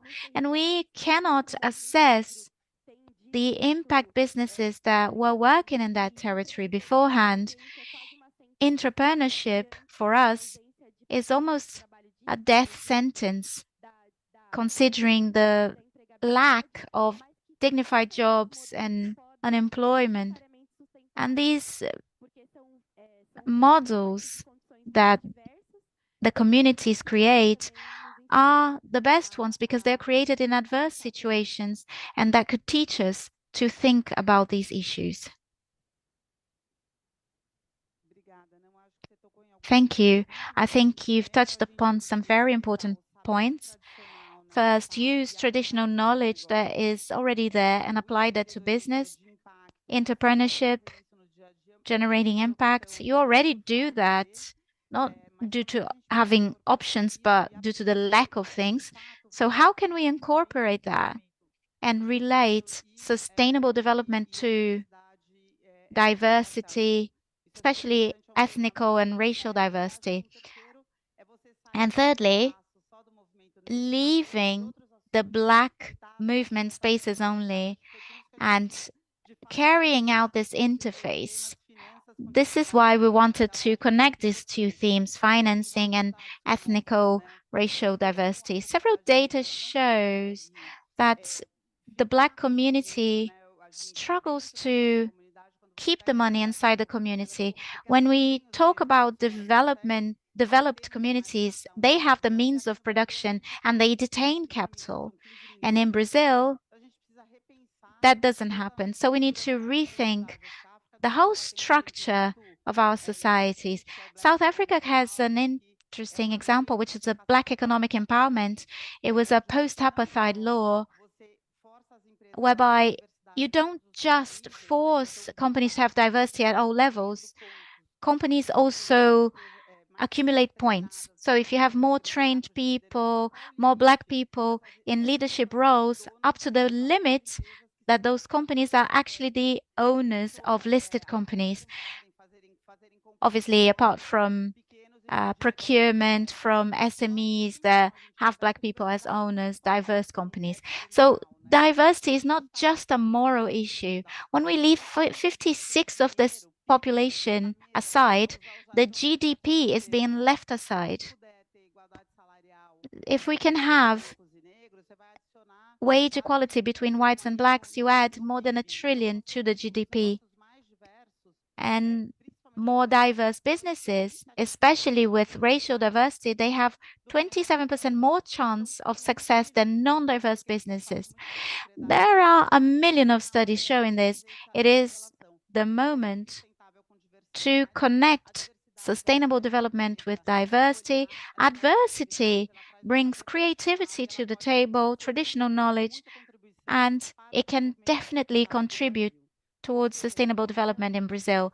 Pedro, you're definitely a specialist and also an advocate of this issue, and you have been contributing over the years. Yesterday, you moderated this panel that Bia was talking about, a panel that talked about a similar topic, but talking from a different perspective. So how can we guarantee the mitigation of climate problems that impact Black people?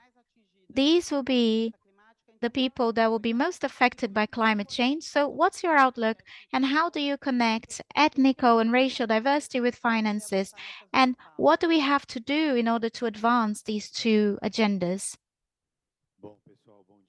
Good morning, everyone. It is a satisfaction to be here. I think that this is a very important discussion in parallel. This provocation and the development bank's participation is fundamental. The Coalition for Black People's Rights has worked hard on this so that we could be performing and having this dialogue. Yesterday, we had a very interesting discussion about environmental racism.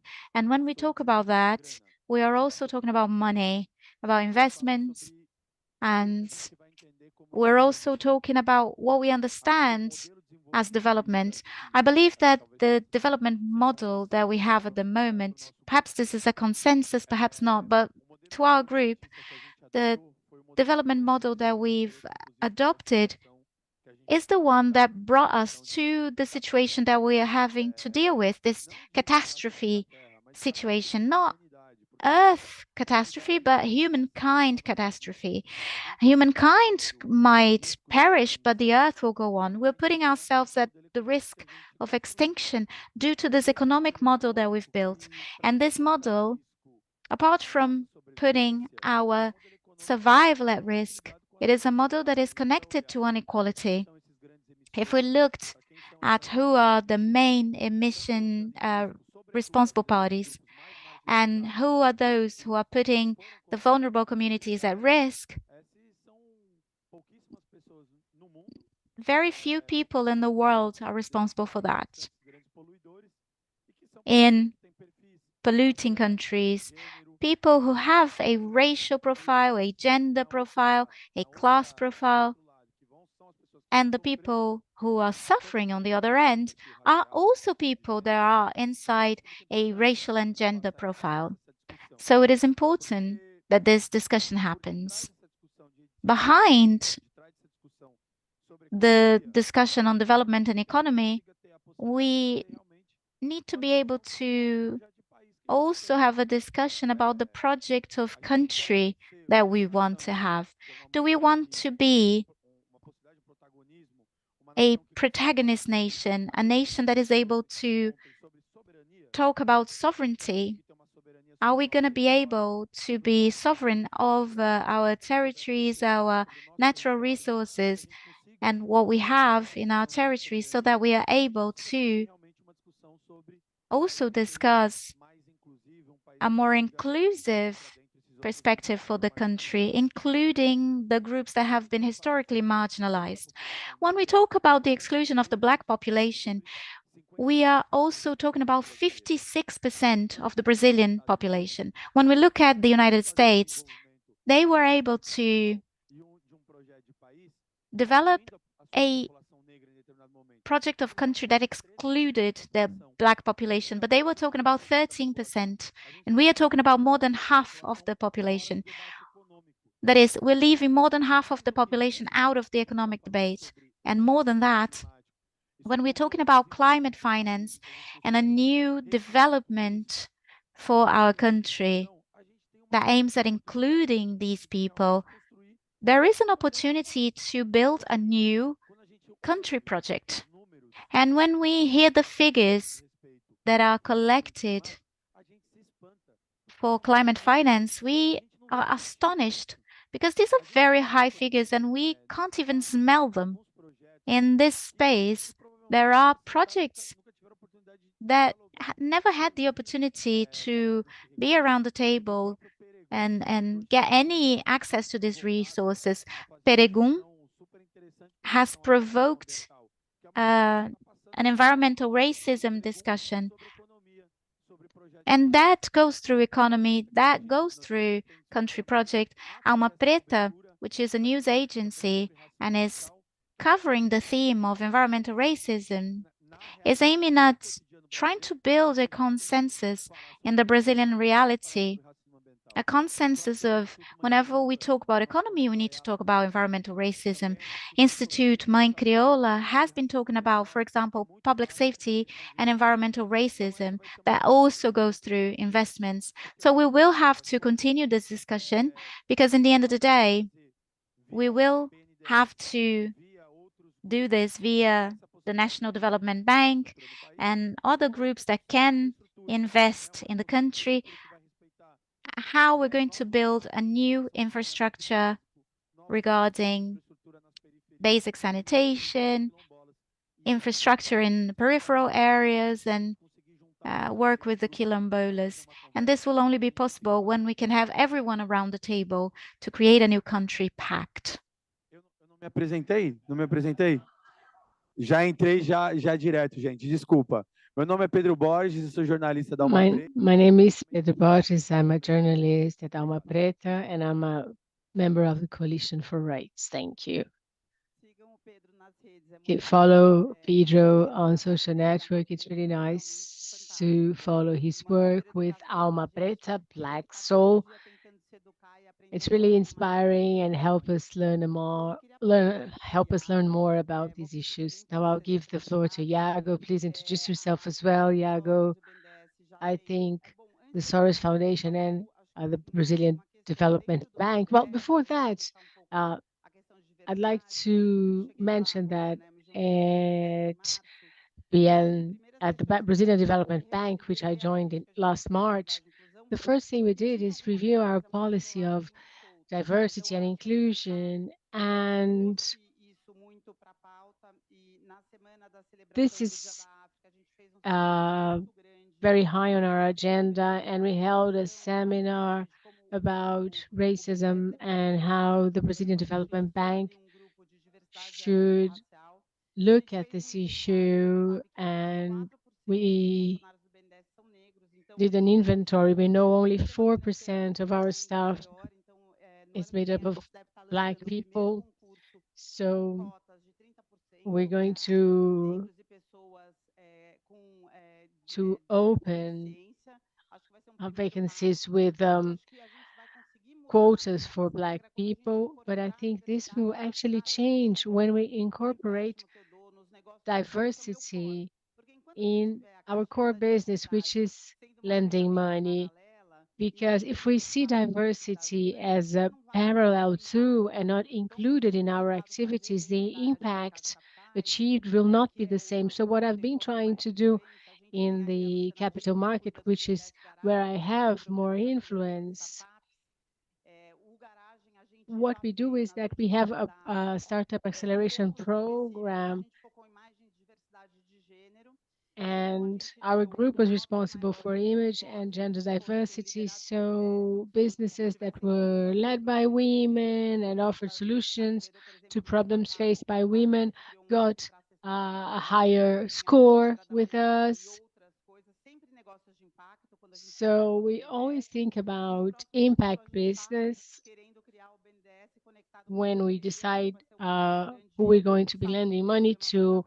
And I think our program will take a big leap with this new perspective. And in one round that we launched in April, we prioritized managers, female managers who had a team of women working for them. So I think we should also look at those communities you mentioned, and I'm going to ask for help from you to think about the best way to go about it. Because what we hear is, oh, our company is too small to interest your bank. Well, first of all, we need to change our perspective. We can't repeat what we've been doing until now, or things won't change. So we need to be creative. But what we cannot say is that there are no solutions available. And now I will give the floor to Iago. And his fund is one of the impact funds that we've been accelerating, which is the Amazon Value Diversity Fund, who got funds from a Soros and will be important in this area because their objective is investing in startups from the Amazon with income of up to 90,000 reals. And we want to foster innovation systems in the Amazon. It is a very innovative fund because it has this blended structure, but I'll ask Iago to give you more details about that. But this is one of the new things we're launching now. Thank you, Natalia. Good morning, everyone. I'm Iago Airão. I'm from Bahia, as you can tell from my accent. And I've been a climate activist since I was a teenager, and my background is more social, not so much environmental. And it's important to mention that because I want to connect these two areas. I currently coordinate the Forum for Climate and Social Justice, and we work from Mexico to Chile. But because we're talking specifically about Brazil, I'm going to discuss our strategy for Brazil, and we'll talk about the ABF fund that we created with funds from philanthropic entities, but not only that. So this is we had a partnership with the Greatest Society for Human Rights. And when we talk about climate and economic justice, we also think about strengthening the democracies. So this is our main line of work, how we can keep societies democratic. An open society historically never worked with climate or environment topics. And I never managed to to get funds to open society, which was my original goal.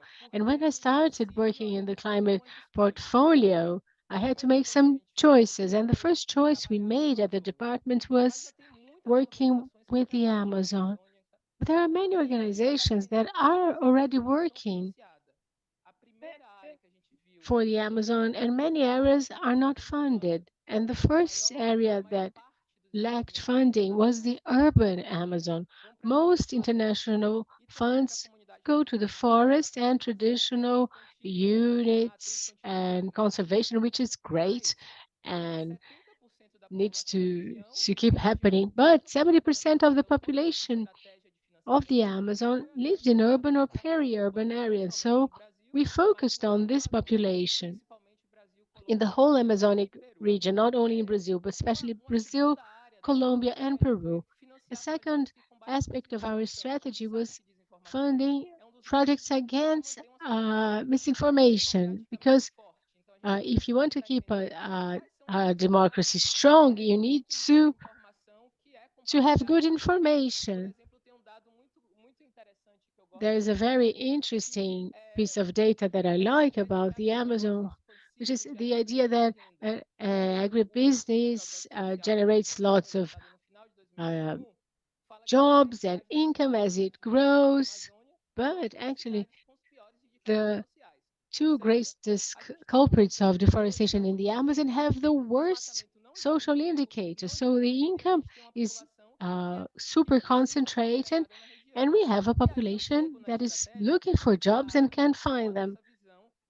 And so this strategy is connected to our idea of impact, which is how we talk to civil society and all players to create model projects that will make this new form of development possible in the Amazon, be it via the ABF fund or some other funds. We have a partnership with the municipality of the city of Belém to try and understand some dynamics. For example, how urban agriculture is connected to the culture of care, because women are the great producers in this area. So we created a consortium to try and understand how we create a view of sustainable development for the region. And we invested in this fund, the ABF fund, of which I'm very proud. And we invested $15 million, 75 million reals, and you can look for more details about what this investment fund is to accelerate companies and organizations that already have their financial return in the Amazon and are generating jobs and helping decrease inequality in the region. But what was the challenge I faced when I joined this impact investment world, which is not my background? We noticed that most indicators of progress only analyze the amount of carbon captured, not how many people will find jobs. How will inequality be decreased? The Amazon is not just trees, not just about trees and carbon. Of course, these must be taken into consideration, but if the taxonomy of projects does not include issues of gender and race, we will not have sustainable development in the region ever. So my work as an officer of this program was to include these issues. If other investors are looking only at carbon, uh, we're not going to fund them. We want to know if we're including gender, inequality, and something else I'd like to say is that working with the Amazon is super trendy. Everyone wants to do it now, but we also try to understand how this can be done responsibly, strengthening the population of the area, not having people from outside telling them how to go about their lives. So I had Georgia here, who's the director of the Soros Development Fund. And I said, well, everything they're doing is great, but you don't have a director, a manager of the fund in the Amazon. I won't take part. I refuse to do that. So you have to hire locals, people who understand the logic of the region, so that we can really improve in implementing these strategies for sustainable development for the region. So that's what I had to share with you, and I'm really happy to announce that I shake a lot because I had a transplant, and so it's not that I'm nervous, but the drugs I have to take make me shake a bit.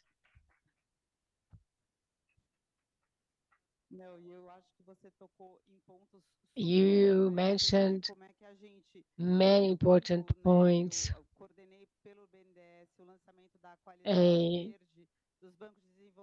You mentioned the Green Coalition to accelerate sustainable development in the Amazon, exactly from this angle of using blended finance with regional solutions, but also focusing on the fact that saving the trees of the Amazon is not enough. We have to save the souls. We have to give the population economic alternatives. And talking only about the forest is not enough. We need to reduce inequality in the Amazon. There is a data launched by an institute that says 1% of reduction of inequality relieves 4% of pressure on the forests. So we can see how relevant it is to fight inequality in the region. And I also wanted to mention that the Open Society Foundation is a big partner of the Brazilian Development Bank. And jointly, we are promoting ethnic and racial diversity with an initiative which is the Valongo Museum project. And I believe the idea of the Valongo Museum is not only about having a museum to remind us of our past, of slavery, but also remembering that Brazil wouldn't be what it is without all the Africans that came to Brazil, all the Black population who built the country. So we're very proud of the project.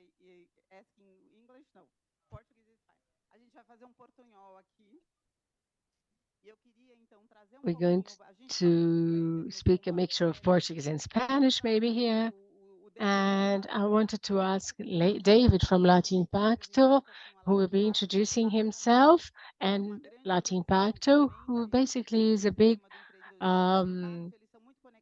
organization that finances impact initiatives. And I wanted to know from you how we can see philanthropy, especially in the global south, where we don't have a culture of philanthropy.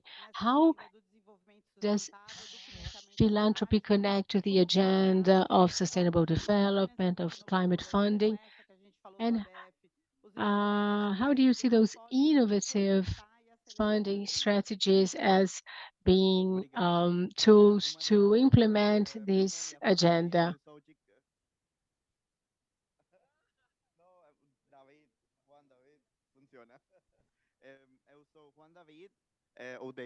I'm Juan David.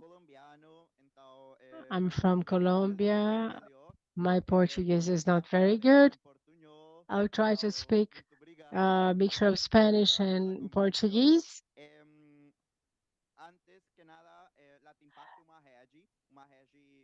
Ximpact is a hedge and works in Latin America, from Mexico to Chile, and we mainly have what we call impact capital providers who are impact investors, philanthropic entities, ESG organizations, and a whole support ecosystem, such as incubators and accelerators. We have more than 200 members in Latin America, and Brazil is one of the main countries for us. And we have a team in Brazil, And we also work with sister networks. So we're present in Europe, in Asia, Africa, and together we have more than 1,200 members. So we work a lot with innovative funding, local awareness, and mobilization of funds and capital. For me, it's difficult to speak after those three amazing panelists. I don't have much to add, but about philanthropy in the Global South, the first thing to be understood is that it's very different from the Anglo-Saxon model. Latin American philanthropy is about tapping into local resources in local projects. So there's not much work of providing funds to local communities. I'm sorry, the speaker has now moved to Spanish and we cannot translate from Spanish. Latinoamérica hispana, Brasil tiene, aunque obviamente todavía hay unos desafíos muy grandes, tiene unas conversaciones difíciles ya, tiene una visión obviamente de equidad, de pertenencia, de justicia social que todavía falta mucho en el resto de la Latinoamérica hispana. Entonces también una de las cosas que nosotros estamos trabajando mucho dentro de Latimpacto es ver cómo podemos crear esos puentes para conocer cómo se hace inversión con lente de género, con lente racial, cómo se tiene el tema de la responsabilidad climática, la responsabilidad ambiental. Muchas veces cuando, digamos, las organizaciones na Colombia, na Chile, na México buscan as respostas, eles sempre vai encontrar organizações, eles sempre vai buscar organizações nos Estados Unidos, na Europa, e uma coisa que nós queremos dizer para eles é você pode falar com seus colegas, com seus fundadores, organizações, bancos em Brasil, porque eles estão fazendo trabalho muito especial. Então, nós vemos muito potencial de Brasil para ser uma liderança de cambio social, de justiça social e justiça climática para toda a Latinoamérica. A filantropia local todavía ainda está muito jovem, e então, quando nosotros falamos de financiamiento innovador, están empezando a dar pequeños pasos y no pueden movilizar, obviamente, la cantidad de capital que movilizan organizaciones como la Gordon and Betty Moore Foundation, como la misma Open Society Foundations. Entonces, poco a poco están empezando a aprender, y digamos que una de las principales cosas en las que están haciendo, bueno, realmente son dos cosas. Primero, el tema del research. El research es muy importante para saber cómo se pueden y hacia dónde se pueden diseñar los fondos que puedan, obviamente, movilizar capital, tanto filantrópico como privado. Y lo segundo también es empezar a dar algunos pequeños pasos en la movilización de este capital a través del trabajo colectivo. Como todavía es muy pequeño el capital, lo que siempre se sugiere es que se trabaje realmente en comunidad entre varias fundaciones para que puedan obviamente desplegar, por ejemplo, a través de dúvida concesional, de convertible grants, de junior equity. Entonces, así se están creando como algunos pequeños fondos. Una de las cosas que también nos parece mucho más pertinente hablar, digamos, en estos temas, es que siempre que hablamos, por ejemplo, en el tema de fondos catalíticos o fondos de capital mixto o fondos de blended finance, siempre se piensa en la filantropía y siempre se piensa en el inversionista comercial, en el inversionista tradicional, pero ahí hay un missing link muy importante que todavía falta, y es el de las organizaciones que se van a beneficiar, por ejemplo, de esos fondos. Los diseños no tienen mucho en cuenta últimamente, o pues espero que esté cambiando, el concepto de las comunidades, el concepto de los negocios de impacto. Unos diseños, unos fondos que están diseñados sin una visión de comunidad o sin el apoyo de la comunidad no logran tener, digamos, ese eje de justicia social o ese eje también de crecimiento. ¿A dónde voy a desplegar mis fondos si realmente cuando estas organizaciones van a recibir o no están aptos para recibirlos o realmente no son temas que tienen coherencia para la región? Entonces, esos son también otros temas que estamos trabajando nosotros dentro de nuestra organización.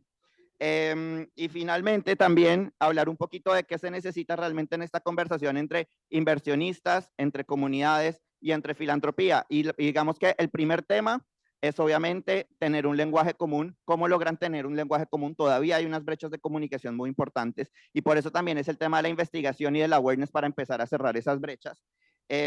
Lo segundo es tener objetivos de impacto alineados, que las tres organizaciones, que los tres sectores obviamente concerten dónde está ese potencial, qué es lo que se quiere lograr, qué es lo que se quiere alcanzar y cómo se debe alcanzar.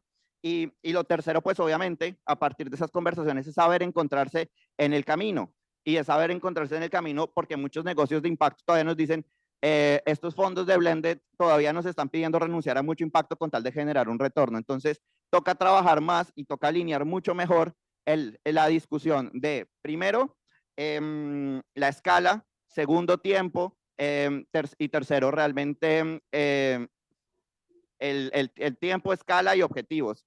Eso digamos que es sumamente importante para empezar a construir mecanismos de innovación financiera que realmente sean útiles, donde obviamente el impacto se logre concertando el inversionista a la filantropía o al actor concesional, que también en muchos casos es el Development Finance, y también a las organizaciones que van a ser receptoras de ese capital, que pueden ser tanto comunidades como negocios de impacto. Solamente trabajando con esa visión de que todos somos aliados en estos procesos es que se puede alcanzar. Brasil ha hecho unas cosas supremamente interesantes y lo lidera, y lidera realmente el resto de la región por mucho. Entonces nosotros también siempre felices de conocer todas las experiencias que pasan en Brasil para poderlas llevar al resto de Latinoamérica.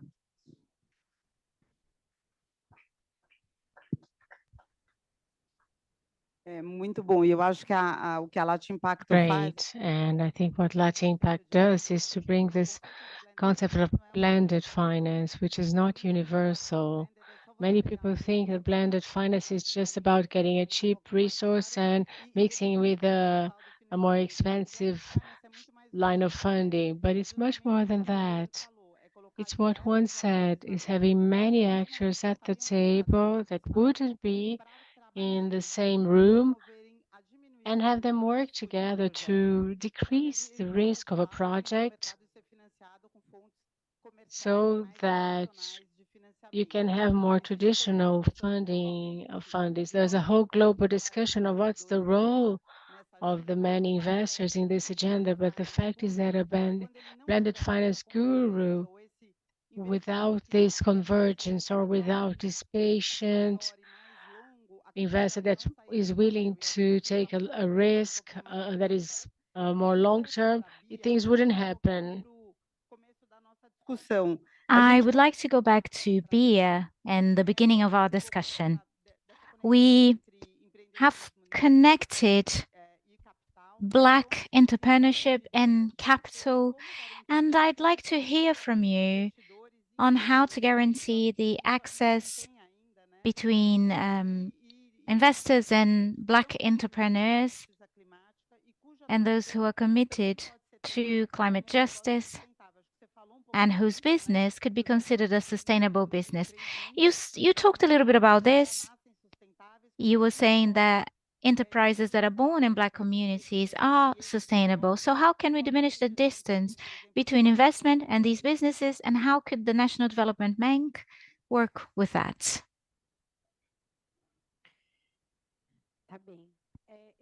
Well, can I just add a comment about the previous question? It is very important what you said about not being a box, because the box is what this is not. If 56% is the majority and we live in these conditions, there is no way of developing without facing the situation we're in. And we have been saying this because the Black movement, the Black organizations, when they discuss racism, they're discussing Brazil. They're not discussing just the racial issue. That's why it's so important to talk about development for us. Another important thing to say, and I'd like to share with whoever wants this material, in March, a commission of the Black movement went to the National Development Bank and started a process of dialogue based on things that were already present in the Brazilian movement, Brazilian Black movement. People concerned about this theme historically have been talking about this subject and historically have had the perspective of fighting against racism as a means to change Brazil. Because if it is not good for us, it's not good for anyone. We are the majority. And this is regarding any theme, democracy, the fight, or rather climate justice, the country transformation. We are the majority and we have historically talked about this, and our survival and the investment in the possibility for us to continue surviving goes through developing the country. So the racial theme is the theme of Brazil. So investments have to be made on the premise that we need to face the biggest problem this country faces, which is racism. Now, still talking about the previous point, the main theme of this year's COP are the redress funds, mitigation funds, and adaptation funds. Indeed, we need to talk about this, and we can include the Carlos Olongo Museum in this discussion because historically we have a demand for memory and justice, and we are also talking about memory and reparation and redress. We don't just want a museum. We want redress for the situation that the country has submitted us to and to the present day does. And we need to look at what's being produced in the peripheries, in the communities, so that we can open up possibilities for a new model of development in the country. Our development design is a design that is concerned about climate change, sustainable development, and production of adaptation and mitigation tools because we had no way out. And because we had no way out, our technology guarantees this. So I wanted to propose myself to share this document. And in this document, we talk about some of the BNDES funds, including the project of Garage Fund that needs to look at what we've been doing in our territories. And it is very strange to have to say this in Brazil, where racism is so clear, but we need to produce data. BNDES wanted to know how much they were investing in organizations that have people that know what they're talking about, that have a relationship with the communities. This is our challenge. We need to understand that this science is being produced day to day. This theme is something we've been discussing for a very long time. Historically, Black and social movements that have been working on this theme have been producing a lot of data. Pedro talked about the importance of the debate we had yesterday, and we need to talk about sovereignty. In yesterday's debate, a question was asked, and these funds need to be there to guarantee our sovereignty, and this goes through guaranteeing that these resources need to get where they need to get. That is, to people that will be able to build a new perspective of climate justice and a new model of development. We haven't started talking about sustainable development only now in 2023. This is a historic debate for traditional communities.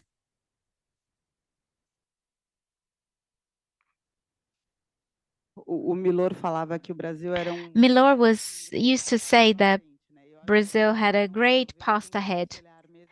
We haven't resolved our issues, and yes, indeed, your provocations are very interesting in that sense. We have tried, and of course, the South Africa example reflects that we need to redress, we need to offer compensation. And the quota program is a start. It has been generating inclusion and has been diminishing inequalities through education. Affirmative actions are not a lot. When we look at our portfolio, we can measure the resource allocation through the SDGs. When we see the gender SDG, because we don't even have a racial one, this is the least amount allocated in all development banks. Our mission, of course, is to finance large infrastructure projects that can indirectly benefit these communities, but we have to accept your provocation and try and bring this perspective in. How can we do that through, for example, procurement, using different vendors, or in startup programs? Why don't we insert this perspective so that this is decided upon and we just have to carry out the investments? And now I'd like to give the floor to Pedro, and the Garage Fund was won by Trumpay, which is a startup that tried to resolve the delivery people's issue, creating an app where they can anticipate deliveries, and there are resources to look after health and safety. So I'd like to hear from you. How can we guarantee the mitigation of climate problems that Black people are faced with? And in relation to the new marketplace, what's the reality of Black people in Brazil, and how does that impact the vulnerability of this population? And how can we make the bridge between investors and Black entrepreneurs? Well, we live a work relation that is extremely precarious in Brazil, and it's getting worse, in my opinion.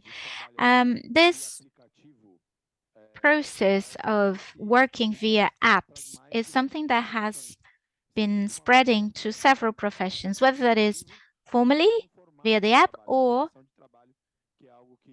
through a work relationship that has been hitting us massively. I think that we are living through an automation of some work dynamics, which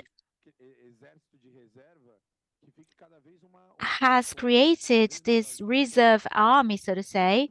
It's a huge contingent of people, and only now are we discussing AI. And I am a little bit afraid of what AI could do to work and to the new work generation. And when we talk about work, the concern is on us, because when we need to make cuts, the first people to be made redundant are Black people. And work should have a guarantee of a dignified life to people from the ethical and moral points of view, but also from the economic perspective. The first thing I said here, which had to do to a development project that brought us to this point of human catastrophe and also inequality. Now, our project could be how to respond to this, but not just respond to this, but resolving the problem that was already there. We are going to think about a new development and economic model that can include the whole society. How can we invest in that? Even with AI and even with this process of automation, we can invest more and more in the creative economy and in these ancestral knowledges that you cannot reproduce. There is no machine that does that. Nothing can reproduce our traditional knowledge. So perhaps we can foster an economy that allows us to have new work relations. There are several experiences out there, and that unfortunately have to work in a logic of precarization because they have never had the possibility of receiving financing. When we look at the history of communication and we look at the large communication conglomerates, they've all had a parcel of public investment to be who they are. Why do the communication businesses that we have in Brazil, in peripheral areas, in the countryside, in the forests, why can't they receive investments from public funds so that they can provide quality work and with quality of life? So perhaps we can try and approximate public agents, philanthropic agents, and enterprises, initiatives that are widespread in Brazil so that we can build other work relations and so that we are able to tackle this climate crisis situation and build what Bia was talking about, a new country project, a new project of sovereignty, so that we can think about what we want for Brazil. If we want a new nation, we are going to have to include these 56% of the population that to the present date have been excluded. We are getting close to the end of the panel, so I'm going to ask a question that could be answered both by Iago and Juan. How do you see, and even to respond to Pedro's provocation, how do you see philanthropies and development banks in the scene, along with investors aiming at advancing in climate financing while guaranteeing that the investments are just, inclusive, and take all these issues into consideration, the issues brought about by Bia and Pedro. So can you please talk about this?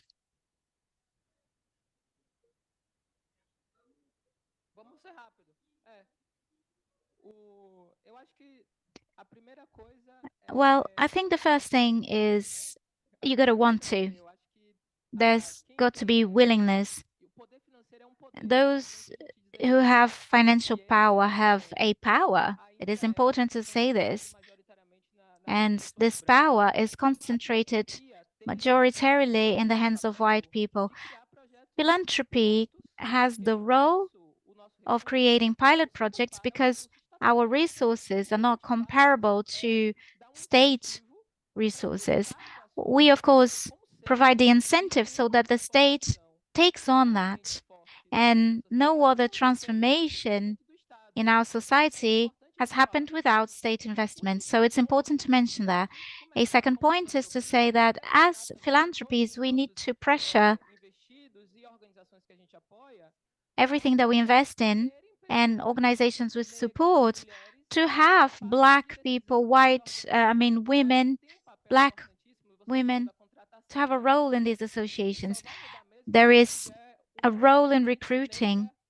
It will only change when we have lots of Black people within the National Development Bank.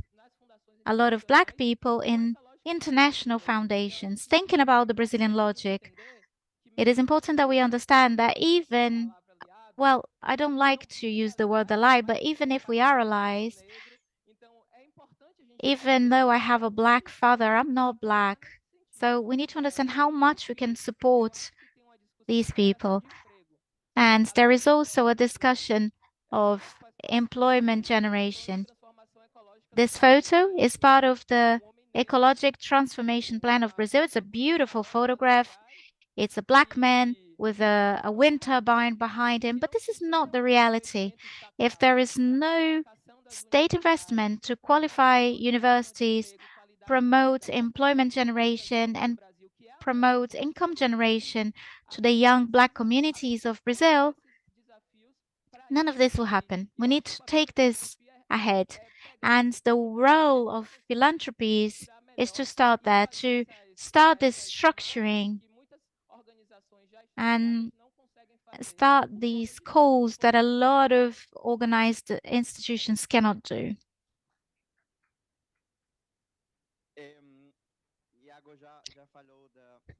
Well, Iago talked about diversity, and I'm going to talk about the structure.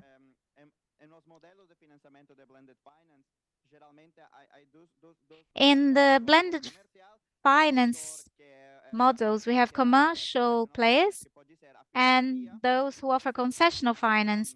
That could be philanthropies, development agencies such as USAID, Global Offers Canada, and thirdly, the development banks such as BNDES, the World Bank, the IMF.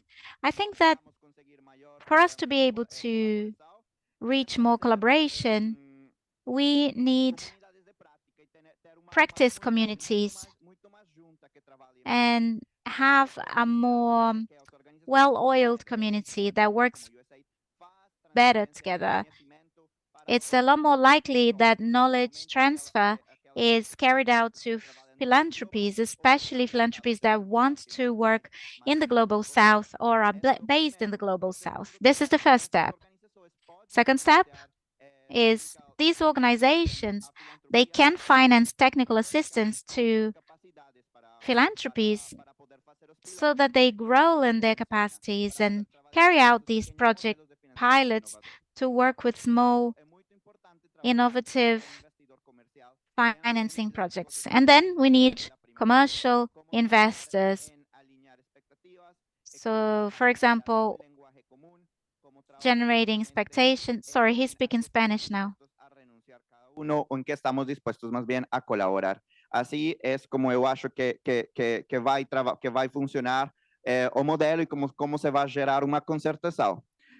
A segunda coisa que acho que é muito mais importante já quando você fala das organizações que vão ser investidas, elas necessitam também muito technical assistance, porque há muitas organizações que têm muito potencial, mas não têm os recursos. There are several organizations that have potential, but that don't have financial resources to manage, to lead. They have no administrative or accounting capacity. So preparing is important. He's mixing Spanish and Portuguese. The interpretation apologizes.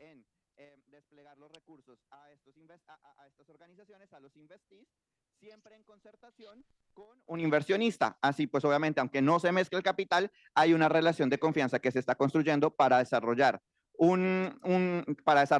distintos negocios para que después, cuando estén investment ready, ya el capital comercial pueda obviamente investir en ellos. Entonces, creo que es mucho este tema de colaboración, primero entre los actores concesionales, después con toda la estructura, siempre teniendo en cuenta también la voz de las comunidades y de las empresas sociales.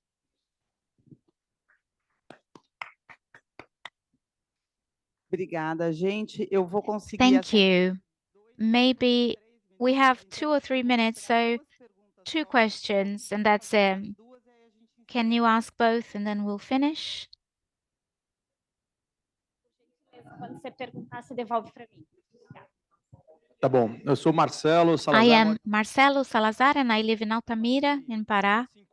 I have worked for 25 years with forest economy, developing productive arrangements with traditional communities, and I have felt that we've reached a standard that it's very difficult to go beyond the arrangements that are already there. I decided to migrate, and I'm now an impact entrepreneur. I've been able to capture pre-seed funds.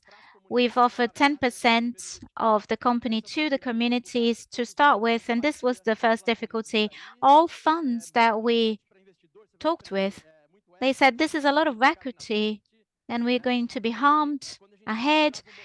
So when we showed the model, which is a bit of a complex model, they would say, no, focus on the product. This is what's going to scale it up. So in the first round, we weren't able to get any investors. Not from the impact funds, not from anywhere. They were individuals that believed in the idea, who invested, and AMAS, which is an impact accelerator has been working a lot on it, but still finds a lot of difficulty to bring companies from the base to analyze. There are companies that have a product from Amazon, but the returns maybe don't bring so much impact. So my question is, how much risk are the impact funds willing to take? Not just financial risk, but risk in investing in business models that are completely different from what they're used to seeing. I believe that the complexity of the arrangements, especially in the Amazon, where we have such diverse populations, don't talk to the way funds assess and invest. What are the new indicators and what are you going to be looking at so that this money reaches the front and fosters new businesses, not with these populations being employed, but these populations being the protagonists, creating a new ecosystem? Eu vou puxar aqui, depois vou pedir para vocês me complementarem. So I will start, and I think your point's very relevant. If we think that in order to fulfill with the 2030 agenda, we need 2.5 trillion or 5 trillion a year, it sounds like a lot, but considering the global GDP is not much. And we have 350 trillion in terms of global wealth. So why is it not reaching? It's not lack of resource issue. And this is the discussion we hope to take to the G20. How can we change the mindset? Investors to the present day, they make a risk v return analysis and they are not focused on liquidity. Kaká from BlackRock can talk about this. And what we need to say is that there is a variable of impact and externality. This is not a consensus, even with large investors that take SDGs into consideration. When I started working at the BNDES, we started a strategy to change the investment policy. We talked with 50 investors and worked on a benchmarking, and they are all worried with ESG, but the only common point was returns. Out of isolated cases, for example, family offices or people who are committed and make their portfolio available for this, everyone wants to change, but no one is willing to let go of returns. And this is a construction because everything's new. I'm not pessimistic in relation to this, but forums such as this one will help us advance in this agenda. There is no magic bullet, no silver bullet. We have discussed a lot when we approved the ABF. When we talk about the federal government, we have the acceleration program. Everybody knows what the ecological transformation plan is, but a very small number of people knows how the investment diversification program is being taken ahead. So we need to spread information and we need to carry out a stewardship. And this is what I'm trying to do. It's not easy, but we're all here, and I am sure everybody here is committed to this agenda.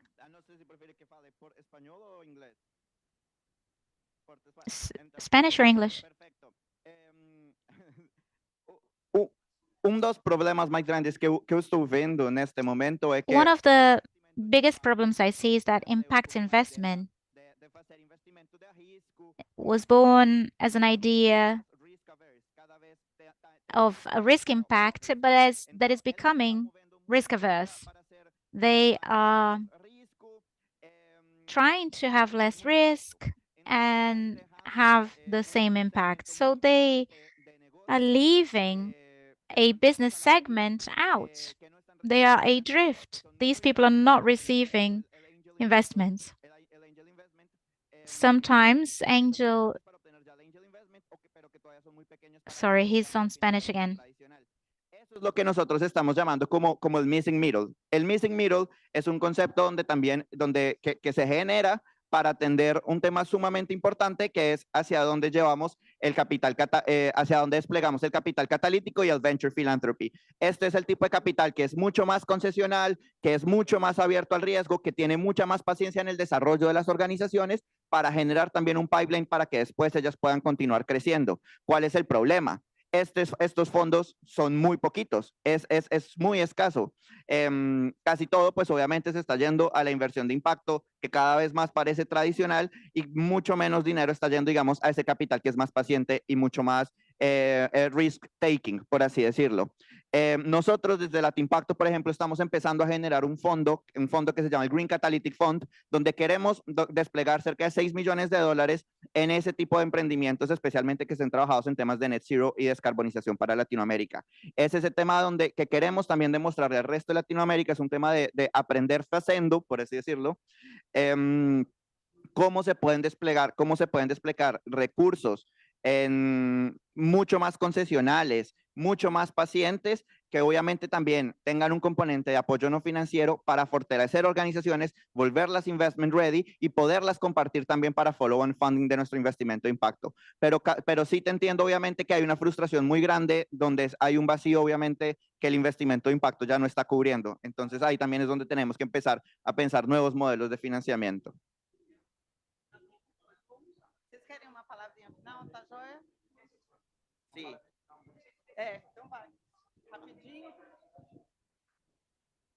Bom, gente, agradecer vocês bastante. Well, thank you very much for the participation, everyone. And this is it. I just wanted to say, as Bia mentioned, we are open to talking with BNDES, other public institutions and organizations. I think this is the discussion.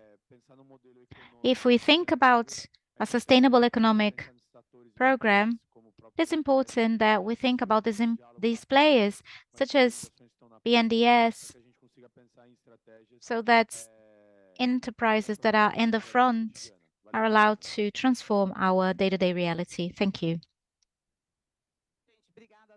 Thank you very much, everyone. I think that we wanted to burst the bubble between diversity and financing. It wasn't so straightforward, but I think we started a dialogue that can generate fruits. Thank you all. Thank you, Bia, Pedro, Iago, Juan, for being here with us. And I hope this is the first of many. Thank you.